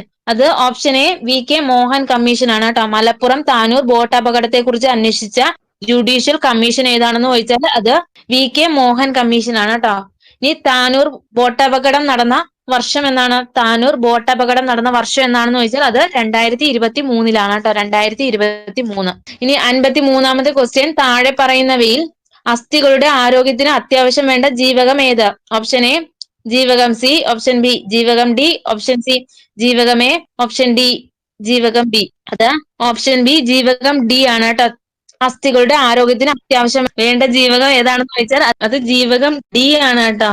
ശരീരത്തിലെ കാൽസ്യത്തിന്റെയും ഫോസ്ഫറസിന്റെയും അളവ് ക്രമീകരിക്കുന്ന ജീവകം ഏതാണെന്ന് ചോദിച്ചാല് അത് ജീവകം ഡി ആണ് കേട്ടോ. ശരീരത്തിലെ കാൽസ്യത്തിന്റെയും ഫോസ്ഫറസിന്റെയും അളവ് ക്രമീകരിക്കുന്ന ജീവകം ഏതാണെന്ന് ചോദിച്ചാല് അത് ജീവകം ഡി ആണ് കേട്ടോ. ശരീരത്തില് സംഭരിച്ചു വെക്കുന്നതും കൊഴുപ്പിൽ ലയിക്കുന്നതുമായിട്ടുള്ള ജീവകം ഏതാണെന്ന് ചോദിച്ചാല് അത് ജീവകം ഡി ആണ്. ശരീരത്തിൽ സംഭരിച്ചു വെക്കുന്നതും കൊഴുപ്പിൽ ലയിക്കുന്നതുമായിട്ടുള്ള ജീവകം ഏതാണെന്ന് ചോദിച്ചാല് അത് ജീവകം ഡി ആണ് കേട്ടോ. ഇനി 54ാമത്തെ ക്വസ്റ്റ്യൻ. വന്യജീവികളോടൊപ്പം ചരിത്ര സ്മാരകങ്ങളെയും പ്രകൃതി വിഭവങ്ങളെയും ഭൗമ സവിശേഷതകളെയും സംരക്ഷിക്കുന്നതിനായി പ്രഖ്യാപിക്കപ്പെട്ടിരിക്കുന്ന വനമേഖല ഏതാണ്? ഓപ്ഷൻ എ നാഷണൽ പാർക്കുകൾ, ഓപ്ഷൻ ബി കമ്മ്യൂണിറ്റി റിസർവുകൾ, ഓപ്ഷൻ സി ബൊട്ടാണിക്കൽ ഗാർഡനുകൾ, ഓപ്ഷൻ ഡി എക്കോളജിക്കൽ ഹോട്ട്സ്പോട്ടുകൾ. അത് ഓപ്ഷൻ എ നാഷണൽ പാർക്കുകളാണ് കേട്ടോ. വന്യജീവികളോടൊപ്പം ചരിത്ര സ്മാരകങ്ങളെയും പ്രകൃതി വിഭവങ്ങളെയും ഭൗമ സവിശേഷതകളെയും സംരക്ഷിക്കുന്നതിനായി പ്രഖ്യാപിക്കപ്പെട്ടിരിക്കുന്ന വനമേഖല ഏതാണെന്ന് ചോദിച്ചാൽ അത് നാഷണൽ പാർക്കുകളാണ്. നാഷണൽ പാർക്കുകൾ. ഇനി 55ാമത്തെ ക്വസ്റ്റ്യൻ, താഴെ പറയുന്നവയിൽ ഏത് കാർഷിക വിളയിൽ പെടുന്നതാണ് വെള്ളായണി ഹ്രസ്വ? ഓപ്ഷൻ എ കുരുമുളക്, കിഴങ്ങ് വർഗം, ഓപ്ഷൻ സി കരിമ്പ്, ഓപ്ഷൻ ഡി തെങ്ങ്. ഇത് ഓപ്ഷൻ ബി കിഴങ്ങ് വർഗമാണ് കേട്ടോ. കിഴങ്ങ് വർഗം. വെള്ളായണി ഹ്രസ്വ എന്ന് പറയുന്നത് കിഴങ്ങ് വർഗമാണ്. ഇനി സൂര്യ, ശ്വേത, ഹരിത, നീലിമ ഇതൊക്കെ എന്തിന്റെ അത്യുൽപാദന ശേഷിയുള്ള വിളകളാണ്? സൂര്യ, ശ്വേത, ഹരിത, നീലിമ അത് വഴുതനയാണ് കേട്ടോ. ഹരിറാണി എന്ന് പറയുന്നത് എന്തിന്റെ അത്യുൽപാദന ശേഷിയുള്ള വിളയാണ്? അത് ക്യാബേജ്. ക്യാബേജ് ആണ് കേട്ടോ. ഹരിറാണി ക്യാബേജ്. തിലധാര, സോമ, തിലക്. തിലധാര, സോമ, തിലക് ഇത് എന്തിന്റെ? അത് എള്ളാണ് കേട്ടോ. എള്ളിന്റെ അത്യുൽപാദന ശേഷിയുള്ള വിളകളാണ് തിലധാര, സോമ, തിലക്. ഇനി 56ാമത്തെ ക്വസ്റ്റ്യൻ, വിസർജ്യ വസ്തുക്കളുടെ സാന്നിധ്യം മൂലം മലിനമാക്കപ്പെട്ട കുടിവെള്ളം ഉപയോഗിക്കുന്നതിലൂടെ ഉണ്ടാകുന്ന രോഗം ഏതാണെന്ന് ചോദിച്ചാൽ അത് ഓപ്ഷൻ ഡി ഡയറിയ ആണ് കേട്ടോ. ഡയറിയ ആണ് കേട്ടോ. ഡയറിയ. ഇനി 57ാമത്തെ ക്വസ്റ്റ്യൻ, മനുഷ്യ രക്തപര്യന വ്യവസ്ഥയുമായി ബന്ധപ്പെട്ട പ്രസ്താവനകൾ പരിശോധിച്ച് ചുവടെ നൽകിയിരിക്കുന്നവയിൽ നിന്നും ശരി ഉത്തരം തിരഞ്ഞെടുക്കുക. ഒന്നാമത്തെ പ്രസ്താവന, എല്ലാ ധമനികളും ശുദ്ധരക്തം വഹിക്കുന്നു. രണ്ടാമത്തെ പ്രസ്താവന, എല്ലാ സിരകളും അശുദ്ധരക്തം വഹിക്കുന്നു. മൂന്നാമത്തെ പ്രസ്താവന, കൊറോണറി ധമനി അശുദ്ധരക്തം വഹിക്കുന്നു. ഇനി 4ാമത്തെ പ്രസ്താവന, ശ്വാസകോശ ധമനി അശുദ്ധരക്തം വഹിക്കുന്നു. ഇവിടെ ആൻസർ ആയിട്ട് വരുന്ന ഓപ്ഷൻ സി ആണ്. പ്രസ്താവന 4 മാത്രമാണ് ശരിയായിട്ടുള്ളത് കേട്ടോ. ശ്വാസകോശ ധമനി അശുദ്ധരക്തം വഹിക്കുന്നു. ഇതാണ് ശരിയായിട്ടുള്ള പ്രസ്താവന. ഇനി ഹൃദയത്തിൽ നിന്ന് രക്തം വഹിക്കുന്ന കുഴലുകൾ ധമനികളെന്നും ഹൃദയത്തിലേക്ക് രക്തം എത്തിക്കുന്ന കുഴലുകളാണ് സിരകളെന്നും അറിയപ്പെടുന്നത് കേട്ടാ. ഇനി അശുദ്ധ രക്തം വഹിക്കുന്ന ഒരേ ഒരു ധമനി ചോദിച്ചാൽ ഏതാണ്? അശുദ്ധ രക്തം വഹിക്കുന്ന ഒരേ ഒരു ധമനി ചോദിച്ചാൽ അത് ശ്വാസകോശ ധമനിയാണ് കേട്ടോ. അശുദ്ധ രക്തം വഹിക്കുന്ന ഒരേ ഒരു ധമനിയാണ് ശ്വാസകോശ ധമനി. ശുദ്ധരക്തം വഹിക്കുന്ന ഏറ്റവും വലിയ ധമനി ഏതാണെന്ന് ചോദിച്ചാൽ അത് മഹാധമനിയാണ് കേട്ടോ. ശുദ്ധരക്തം വഹിക്കുന്ന ഏറ്റവും വലിയ ധമനി ഏതാണെന്ന് വെച്ചാൽ മഹാധമനി അഥവാ അയോർട്ട. അയോർട്ട. ഇനി ശുദ്ധരക്തം വഹിക്കുന്ന ഒരേ ഒരു സിര ചോദിച്ചാൽ അത് ശ്വാസകോശ സിരയാണ്. എന്താണ്? ശുദ്ധരക്തം വഹിക്കുന്ന ഒരേ ഒരു സിര ചോദിച്ചാൽ ശ്വാസകോശ സിര. ഇനി 58ാമത്തെ ക്വസ്റ്റ്യൻ, കേംബ്രിഡ്ജ് യൂണിവേഴ്സിറ്റിയിലെ ഗവേഷകർ കൃത്രിമ രീതിയിൽ സൃഷ്ടിച്ചെടുത്ത ബാക്ടീരിയ. കേംബ്രിഡ്ജ് യൂണിവേഴ്സിറ്റിയിലെ ഗവേഷകർ കൃത്രിമ രീതിയിൽ സൃഷ്ടിച്ചെടുത്ത ബാക്ടീരിയ.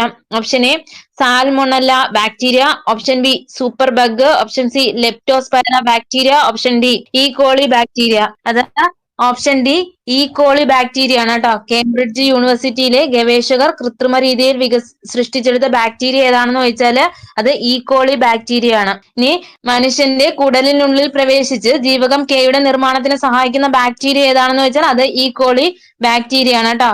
59ാമത്തെ ക്വസ്റ്റ്യൻ, കമ്പ്യൂട്ടറുകളെ ചിന്തകൾ കൊണ്ട് നിയന്ത്രിക്കുന്നതിനായി മനുഷ്യ മസ്തിഷ്കത്തിൽ വയർലെസ് ചിപ്പ് സ്ഥാപിച്ച് പരീക്ഷണം നടത്തുന്ന ഇലോൺ മസ്കിന്റെ company. Option A Tesla, option B space X, option C in space, option D Neuralink corporation.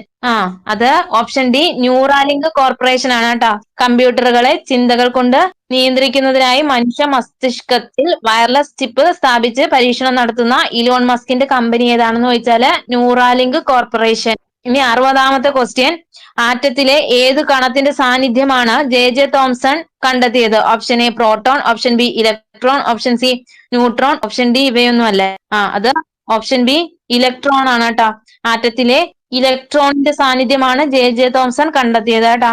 ഇനി 61ാമത്തെ ക്വസ്റ്റ്യൻ, തന്നിരിക്കുന്നവയിൽ ക്രിസ്റ്റൽ ആകൃതി ഇല്ലാത്ത കാർബണിന്റെ രൂപാന്തരം ഏത്? ഓപ്ഷൻ എ വജ്ര, option B graphite, option C കൽക്കരി, ഓപ്ഷൻ ഡി ഫുള്ളറിൻ.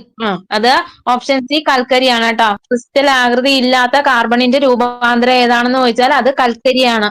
കൽക്കരി. ഇനി 62ാമത്തെ ക്വസ്റ്റ്യൻ, ഒരു ലോഹധാതുവിനെ അയിരായി പരിഗണിക്കുന്നതിന് അനുമാനിക്കേണ്ട സവിശേഷതകളെ കുറിച്ച് കൊടുത്തിരിക്കുന്ന പ്രസ്താവനകളിൽ ശരിയായ പ്രസ്താവനകൾ ഏതാണ്? ഒന്നാമത്തെ പ്രസ്താവന, എല്ലാ ധാതുക്കളും അയിരുകളാണ്. രണ്ടാമത്തെ പ്രസ്താവന പറയുന്നു ലോഹത്തിന്റെ അംശം കൂടുതൽ ഉണ്ടായിരിക്കണം. മൂന്നാമത്തെ പ്രസ്താവന, എളുപ്പത്തിലും ചെലവ് കുറഞ്ഞ രീതിയിലും ലോഹം വേർതിരിച്ചെടുക്കാവുന്നതാകണം. ഇപ്പൊ ഇവിടെ ആൻസർ ആയിട്ട് വരുന്ന ഓപ്ഷൻ ഡി 2, 3 മാത്രമാണ് ശരിയായിട്ടുള്ളത് കേട്ടോ. ലോഹത്തിന്റെ അംശം കൂടുതൽ ഉണ്ടായിരിക്കണം, എളുപ്പത്തിലും ചെലവ് കുറഞ്ഞ രീതിയിലും ലോഹം വേർതിരിച്ചെടുക്കാൻ ആവുന്നതാവണം. ഇനി വ്യാവസായികമായി ലോഹം ഉൽപ്പാദിപ്പിക്കാൻ ഉപയോഗിക്കുന്ന ലോഹധാതു ഏതാണെന്ന് വെച്ചാൽ അത് അയിരാണ് കേട്ടോ. വ്യാവസായികമായി ലോഹം ഉൽപ്പാദിപ്പിക്കാൻ ഉപയോഗിക്കുന്ന ലോഹധാതു ഏതാണെന്ന് വെച്ചാൽ അയിരാണ്. ഇനി അയിരിലെ മാലിന്യങ്ങൾ അറിയപ്പെടുന്ന പേരെന്താണ്? അത് ഗ്യാങ് എന്നാണ് കേട്ടോ. ഇനി 63ാമത്തെ ക്വസ്റ്റ്യൻ, ജനറേറ്ററിൽ നടക്കുന്ന ഊർജ പരിവർത്തനം ഏത്? ഓപ്ഷൻ എ യാന്ത്രികോർജം വൈദ്യുതോർജമാകുന്നു, ഓപ്ഷൻ ബി വൈദ്യുതോർജം യാന്ത്രികോർജമാകുന്നു, ഓപ്ഷൻ സി വൈദ്യുതോർജം രാസോർജമാകുന്നു, ഓപ്ഷൻ ഡി ഇവയൊന്നുമല്ല. അത് ഓപ്ഷൻ എ യാന്ത്രികോർജം വൈദ്യുതോർജമാകുന്നു കേട്ടോ. ജനറേറ്ററിൽ നടക്കുന്ന ഊർജ പരിവർത്തനം യാന്ത്രികോർജം വൈദ്യുതോർജമാകുന്നു. ഇനി ലൗഡ് സ്പീക്കറിൽ നടക്കുന്ന ഊർജ്ജമാറ്റം ഏതാണ്? ലൗഡ് സ്പീക്കർ അത് വൈദ്യുതോർജം ശബ്ദോർജമായിട്ട് മാറുന്നു കേട്ടോ. ലൗഡ് സ്പീക്കറിലാണെങ്കിൽ വൈദ്യുതോർജം ശബ്ദോർജമായിട്ട് മാറുന്നു. ഇനി 64ാമത്തെ ക്വസ്റ്റ്യൻ, ശ്രവണബോധം ഉളവാക്കാൻ കഴിയുന്ന ഊർജ രൂപമാണ് ശബ്ദം. ശബ്ദത്തെ സംബന്ധിച്ച് തന്നിരിക്കുന്ന പ്രസ്താവനകളിൽ ശരിയായ പ്രസ്താവന അഥവാ പ്രസ്താവനകൾ ഏതാണ്? ഒന്നാമത്തെ പ്രസ്താവന, വസ്തുക്കളുടെ കമ്പനം മൂലമാണ് ശബ്ദം ഉണ്ടാകുന്നത്. രണ്ടാമത്തെ പ്രസ്താവന, ശബ്ദത്തിന് സഞ്ചരിക്കാൻ മാധ്യമം ആവശ്യമാണ്. മൂന്നാമത്തെ പ്രസ്താവന, മനുഷ്യരുടെ ശ്രവണ പരിധി 20 ഹെർട്സ് മുതൽ 2000 ഹെർട്സ് വരെയാണ്. അപ്പൊ ഇവിടെ ആൻസർ ആയിട്ട് വരുന്ന ഓപ്ഷൻ ബി 1ഉം 2ഉം മാത്രമാണ് ശരിയായിട്ടുള്ളത് കേട്ടോ. വസ്തുക്കളുടെ കമ്പനം മൂലമാണ് ശബ്ദം ഉണ്ടാകുന്നത്, ശബ്ദത്തിന് സഞ്ചരിക്കാൻ മാധ്യമം ആവശ്യമാണ്. ഇനി മനുഷ്യന്റെ ശ്രവണ പരിധി എന്ന് പറയുന്നത് 20 ഹെർട്സ് മുതൽ 20,000 ഹെർട്സ് വരെയാണ് കേട്ടോ. ഇനി മനുഷ്യന്റെ ശ്രവണ പരിധിക്ക് താഴെയുള്ള ആവൃത്തിയിലെ ശബ്ദങ്ങൾ ഏത് പേരിൽ അറിയപ്പെടുന്നു? മനുഷ്യന്റെ ശ്രവണ പരിധിക്ക് താഴെയുള്ള ആവൃത്തിയിലുള്ള ശബ്ദങ്ങൾ ഏതാണ്? ഇൻഫ്രാസോണിക് സൗണ്ട് ആണ് കേട്ടോ. 65ാമത്തെ ക്വസ്റ്റ്യൻ, കേരള ഗവൺമെന്റിന്റെ ഡ്രൈവിംഗ് ലൈസൻസ് സേവനങ്ങൾക്ക് വേണ്ടിയുള്ള software. Option A Vahan, option B Sarathi, option C K reap, option D നവോത്ഥാന. അത് ഓപ്ഷൻ ബി സാരഥിയാണ് കേട്ടോ. കേരള ഗവൺമെന്റിന്റെ ഡ്രൈവിംഗ് ലൈസൻസ് സേവനങ്ങൾക്ക് വേണ്ടിയുള്ള സോഫ്റ്റ്വെയർ ഏതാണെന്ന് ചോദിച്ചാൽ സാരഥിയാണ്. ഇനി 66ാമത്തെ ക്വസ്റ്റ്യൻ, ഏത് മേഖലയിലുള്ളവർക്കാണ് രാഷ്ട്രീയ വിജ്ഞാൻ പുരസ്കാരം നൽകപ്പെടുന്നത്? ഓപ്ഷൻ എ സാംസ്കാരിക പ്രവർത്തകർക്ക്, ഓപ്ഷൻ ബി ശാസ്ത്രജ്ഞർക്ക്, ഓപ്ഷൻ സി സാഹിത്യകാരന്മാർക്ക്, ഓപ്ഷൻ ഡി കായിക മേഖലയിൽ പ്രവർത്തിക്കുന്നവർക്ക്.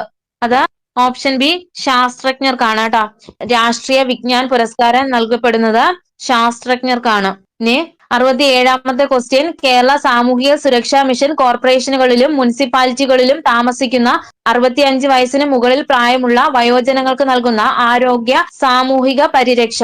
Option A Vayo Amritham, option B Vayomithram, option C Mandahasam, option D Vayomadhuram. അത് ഓപ്ഷൻ ബി വയോമിത്രം ആണ് കേട്ടോ. വയോമിത്രം. കേരള സാമൂഹിക സുരക്ഷാ മിഷൻ കോർപ്പറേഷനുകളിലും മുനിസിപ്പാലിറ്റികളിലും താമസിക്കുന്ന 65 വയസ്സിന് മുകളിൽ പ്രായമുള്ള വയോജനങ്ങൾക്ക് നൽകുന്ന ആരോഗ്യ സാമൂഹിക പരിരക്ഷ ഏതാണെന്ന് ചോദിച്ചാല് അത് വയോമിത്രമാണ് കേട്ടോ. ഇനി 68ാമത്തെ ക്വസ്റ്റ്യൻ, താഴെ പറയുന്നവയിൽ വൈറസ് മൂലം ഉണ്ടാകുന്ന രോഗബാധ ഏത്? Option A cholera, option B tuberculosis, option C കുഷ്ഠം, ഓപ്ഷൻ ഡി ചിക്കൻ ബോക്സ്. അത് ഓപ്ഷൻ ഡി ചിക്കൻ ബോക്സ് ആണ് കേട്ടോ. വൈറസ് മൂലം ഉണ്ടാകുന്ന രോഗബാധ ഏതാണെന്ന് ചോദിച്ചാൽ അത് ചിക്കൻ ബോക്സ് ആണ്. ഇനി ചിക്കൻ ബോക്സ് രോഗത്തിന് കാരണമായിട്ടുള്ള വൈറസ് ആണ് വേരിസെല്ല സോസ്റ്റർ കേട്ടോ. ചിക്കൻ ബോക്സ് രോഗത്തിന് കാരണമായ വൈറസ് ഏതാണെന്ന് ചോദിച്ചാല് വേരിസെല്ല സോസ്റ്റർ. ഇനി 69ാമത്തെ ക്വസ്റ്റ്യൻ, ജീവകം B12 അപര്യാപ്തത മൂലം ഉണ്ടാകുന്ന രോഗം ഏത്? Option A scurvy, option B വന്ധ്യത, option C pernicious anaemia, option D നിശാന്തത. അത് ഓപ്ഷൻ സി പെർനീഷ്യസ് അനീമിയ ആണ് കേട്ടോ. ജീവകം B12 അപര്യാപ്തത മൂലം ഉണ്ടാകുന്ന രോഗം ഏതാണെന്ന് ചോദിച്ചാല് അത് പെർനീഷ്യസ് അനീമിയാണ്. ഇനി 70ാമത്തെ ക്വസ്റ്റ്യൻ, പ്രഥമ ശുശ്രൂഷയുടെ ലക്ഷ്യങ്ങൾ. ഓപ്ഷൻ എ വേദന കുറയ്ക്കുക, ഓപ്ഷൻ ബി ജീവൻ രക്ഷിക്കുക, ഓപ്ഷൻ സി ഗുരുതരാവസ്ഥ ഒഴിവാക്കുക, ഓപ്ഷൻ ഡി മുകളിൽ പറഞ്ഞവയെല്ലാം. അത് ഓപ്ഷൻ ഡി മുകളിൽ പറഞ്ഞവയെല്ലാം ആണ് കേട്ടോ. പ്രഥമ ശുശ്രൂഷയുടെ ലക്ഷ്യങ്ങൾ എന്തൊക്കെയാണെന്ന് ചോദിച്ചാല് വേദന കുറയ്ക്കുക, ജീവൻ രക്ഷിക്കുക, ഗുരുതരാവസ്ഥ ഒഴിവാക്കുക. ഇനി 71ാമത്തെ ക്വസ്റ്റ്യൻ, ജീവിതശൈലി രോഗങ്ങൾ ഉണ്ടാകാനുള്ള പ്രധാന കാരണം താഴെ പറയുന്നവയിൽ ഏതാണ്? ഓപ്ഷൻ എ മാരകമായ വൈറസ് ബാധ, ഓപ്ഷൻ ബി ജനിതക കാരണങ്ങൾ, ഓപ്ഷൻ സി അനാരോഗ്യമായ ഭക്ഷണശീലം, ഓപ്ഷൻ ഡി സാംക്രമിക രോഗങ്ങൾ. അതാ ഓപ്ഷൻ സി അനാരോഗ്യമായിട്ടുള്ള ഭക്ഷണശീലമാണ് കേട്ടോ. ജീവിതശൈലി രോഗങ്ങൾ ഉണ്ടാകാനുള്ള പ്രധാന കാരണം അനാരോഗ്യമായ ഭക്ഷണശീലമാണ്. ഇനി 72ാമത്തെ ക്വസ്റ്റ്യൻ, മാംസ്യത്തിന്റെ കുറവ് മൂലം ഉണ്ടാകുന്ന രോഗം ഏത്? ഓപ്ഷൻ എ വിളർച്ച, option B pellagra, option C kwashiorkor, option D eczema. അത് ഓപ്ഷൻ സി കാഷിയോർക്കർ ആണ് കേട്ടോ.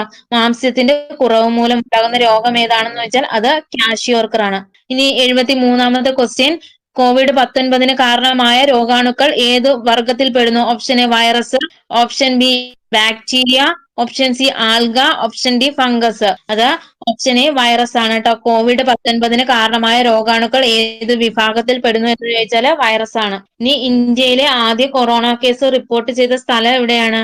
ഇന്ത്യയിലെ ആദ്യ കൊറോണ കേസ് റിപ്പോർട്ട് ചെയ്ത സ്ഥലം ഏതാണെന്ന് ചോദിക്കുമ്പോൾ ഇത് തൃശ്ശൂരാണ് കേട്ടോ, തൃശ്ശൂര്. ഇനി 74ാമത്തെ ക്വസ്റ്റ്യൻ, മാരകമായ അസുഖങ്ങൾ കാരണം ദുരിതമനുഭവിക്കുന്ന 18 വയസ്സിൽ താഴെ പ്രായമുള്ള കുട്ടികൾക്ക് സൗജന്യ ചികിത്സ നൽകുന്ന കേരള സർക്കാരിന്റെ പദ്ധതി. Option A Ardram, option B Thalolam, option C Suhritham, option D Mandahasam. അത് ഓപ്ഷൻ ബി താലോലം ആണ് കേട്ടോ. മാരകമായ അസുഖങ്ങൾ കാരണം ദുരിതമനുഭവിക്കുന്ന 18 വയസ്സിൽ താഴെ പ്രായമുള്ള കുട്ടികൾക്ക് സൗജന്യ ചികിത്സ നൽകുന്ന കേരള സർക്കാരിന്റെ പദ്ധതി താലോലം. അടുത്ത 75ാമത്തെ ക്വസ്റ്റ്യൻ, വില്ലൻ ചുമയ്ക്ക് കാരണമാകുന്ന രോഗകാരി ഏത്? Option A Bordetella pertussis, option B Vibrio cholerae, option C lyssa virus, option D Plasmodium vivax. അത് ഓപ്ഷൻ എ ബോർഡറ്റില്ല പെർട്ടൂസിസ് ആണ് കേട്ടോ. വില്ലൻ ചുമയ്ക്ക് കാരണമാകുന്ന രോഗകാരി പെർട്ടൂസിസ്. ഇനി കോളറയ്ക്ക് കാരണമാകുന്ന ബാക്ടീരിയ ഏതാണ്? കോളറയ്ക്ക് കാരണമാകുന്ന ബാക്ടീരിയ അത് വിബ്രിയോ കോളറയാണ് കേട്ടോ. ഇനി 76ാമത്തെ ക്വസ്റ്റ്യൻ, ചിക്കൻ ബോക്സിന്റെ പ്രതിരോധത്തിനുള്ള വാക്സിൻ ഏത്? Option A BCG vaccine, option B oral polio vaccine, option C varicella vaccine, option D hepatitis B vaccine. അത് ഓപ്ഷൻ സി വാരിസെല്ല വാക്സിൻ ആണ് കേട്ടോ.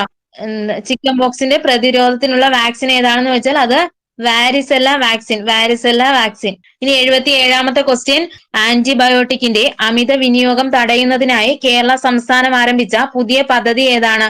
Option A operation Thena, option B operation Amrutha, option C operation Haritham, option D operation Parishkaram. അത് option B operation Amrita ആണ് കേട്ടോ. ആന്റിബയോട്ടിക്കിന്റെ അമിത വിനിയോഗം തടയുന്നതിനായി കേരള സംസ്ഥാനം ആരംഭിച്ച പുതിയ പദ്ധതി ഏതാണെന്ന് ചോദിച്ചാൽ ഓപ്പറേഷൻ അമൃത ആണ് കേട്ടോ.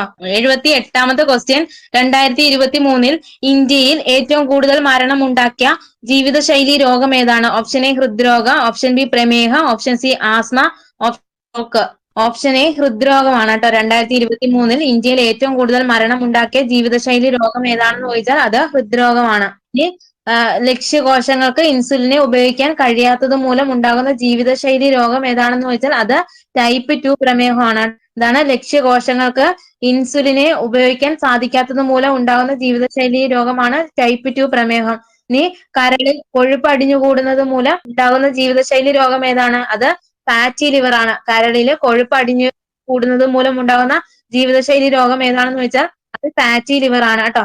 കൊഴുപ്പടിഞ്ഞ് രക്തധമനികളുടെ വ്യാസം കുറയുന്ന ജീവിതശൈലി രോഗം ഏതാണെന്ന് ചോദിച്ചാൽ അത് അമിത രക്തസമ്മർദ്ദമാണ്. എന്താണ്? കൊഴുപ്പടിഞ്ഞ് രക്തധമനികളുടെ വ്യാസം കുറയുന്ന ജീവിതശൈലി രോഗം ഏതാണെന്ന് ചോദിച്ചാൽ അത് അമിത രക്തസമ്മർദ്ദമാണ്. ഇനി 79ാമത്തെ ക്വസ്റ്റ്യൻ, കേരള സംസ്ഥാന ആരോഗ്യ ഏജൻസി 2023-24 ശ്രവണ വൈകല്യം ബാധിച്ച് 5 വയസ്സിൽ താഴെയുള്ള കുട്ടികൾക്ക് കോക്ലിയർ ഇംപ്ലാന്റേഷൻ ശസ്ത്രക്രിയ സൗജന്യമായി നൽകുന്ന സംരംഭം ഏത്? Option A Snehaswanthana, option B Snehasparsham, option C Shruthi Tharangam, option D സമാശ്വാസം. അത് ഓപ്ഷൻ സി ശ്രുതി തരംഗമാണ് കേട്ടോ. ശ്രുതി തരംഗം. കേരള സംസ്ഥാന ആരോഗ്യ ഏജൻസി 2023-24 ശ്രവണ വൈകല്യം ബാധിച്ച 5 വയസ്സിൽ താഴെയുള്ള കുട്ടികൾക്ക് കോക്ലിയർ ഇംപ്ലാന്റേഷൻ ശസ്ത്രക്രിയ സൗജന്യമായി നൽകുന്ന സംരംഭമാണ് ശ്രുതി തരംഗം. ഇനി നവജാത ശിശുക്കളുടെ കേൾവി വൈകല്യം കണ്ടെത്തി സൗജന്യ ചികിത്സ നൽകുന്നതിനായി കേരള സാമൂഹ്യ മിഷനും കേരള ആരോഗ്യ മിഷനും ചേർന്ന് നടപ്പാക്കുന്ന പദ്ധതി ഏതാണ്? അത് കാതോരമാണ് കേട്ടോ. കാതോരം. നവജാത ശിശുക്കളുടെ കേൾവി വൈകല്യം കണ്ടെത്തി സൗജന്യ ചികിത്സ നൽകുന്നതിനായി കേരള സാമൂഹ്യ മിഷനും കേരള ആരോഗ്യ മിഷനും ചേർന്ന് നടപ്പിലാക്കുന്ന പദ്ധതി ഏതാണെന്ന് വെച്ചാൽ അത് കാതോരമാണ്. ഇനി സർക്കാർ എയ്ഡഡ് സ്കൂളുകളിലെ കാഴ്ച വൈകല്യമുള്ള കുട്ടികൾക്ക് സൗജന്യമായി കണ്ണടകൾ നൽകുന്ന പദ്ധതി ഏതാണ്? സർക്കാർ എയ്ഡഡ് സ്കൂളുകളിലെ കാഴ്ച വൈകല്യമുള്ള കുട്ടികൾക്ക് സൗജന്യമായി കണ്ണടകൾ നൽകുന്ന പദ്ധതി ഏതാണെന്ന് ചോദിച്ചാൽ അത് മിഴിയാണ്. മിഴി. ഇനി 9ാമത്തെ ക്വസ്റ്റ്യൻ, കേരള സർക്കാരിന്റെ ദിശ ഹെൽപ്പ് ലൈൻ നമ്പർ ഏത്? Option A 1076, option B 1058, option C 1066, option D 1056. അത് ഓപ്ഷൻ ഡി 1056. ഇനി child line toll free number എത്രയാണ്? Child line toll free number എത്രയാണ്? അത് 1098 ആണ് കേട്ടോ. ഇനി pink police patrolling help line എത്രയാണ്? പിങ്ക് പോലീസ് കേരള സർക്കാർ ആരംഭിച്ചിട്ടുള്ള പിങ്ക് പോലീസ് പെട്രോളിംഗിന്റെ ഹെൽപ്പ് ലൈൻ നമ്പർ എത്രയാണ്? അത് 1515 കേട്ടോ. 1515. 1515. അപ്പം നമ്മളിന്ന് 80 ക്വസ്റ്റ്യൻ ആണ് നോക്കുന്നത് കേട്ടോ. ക്ലാസ്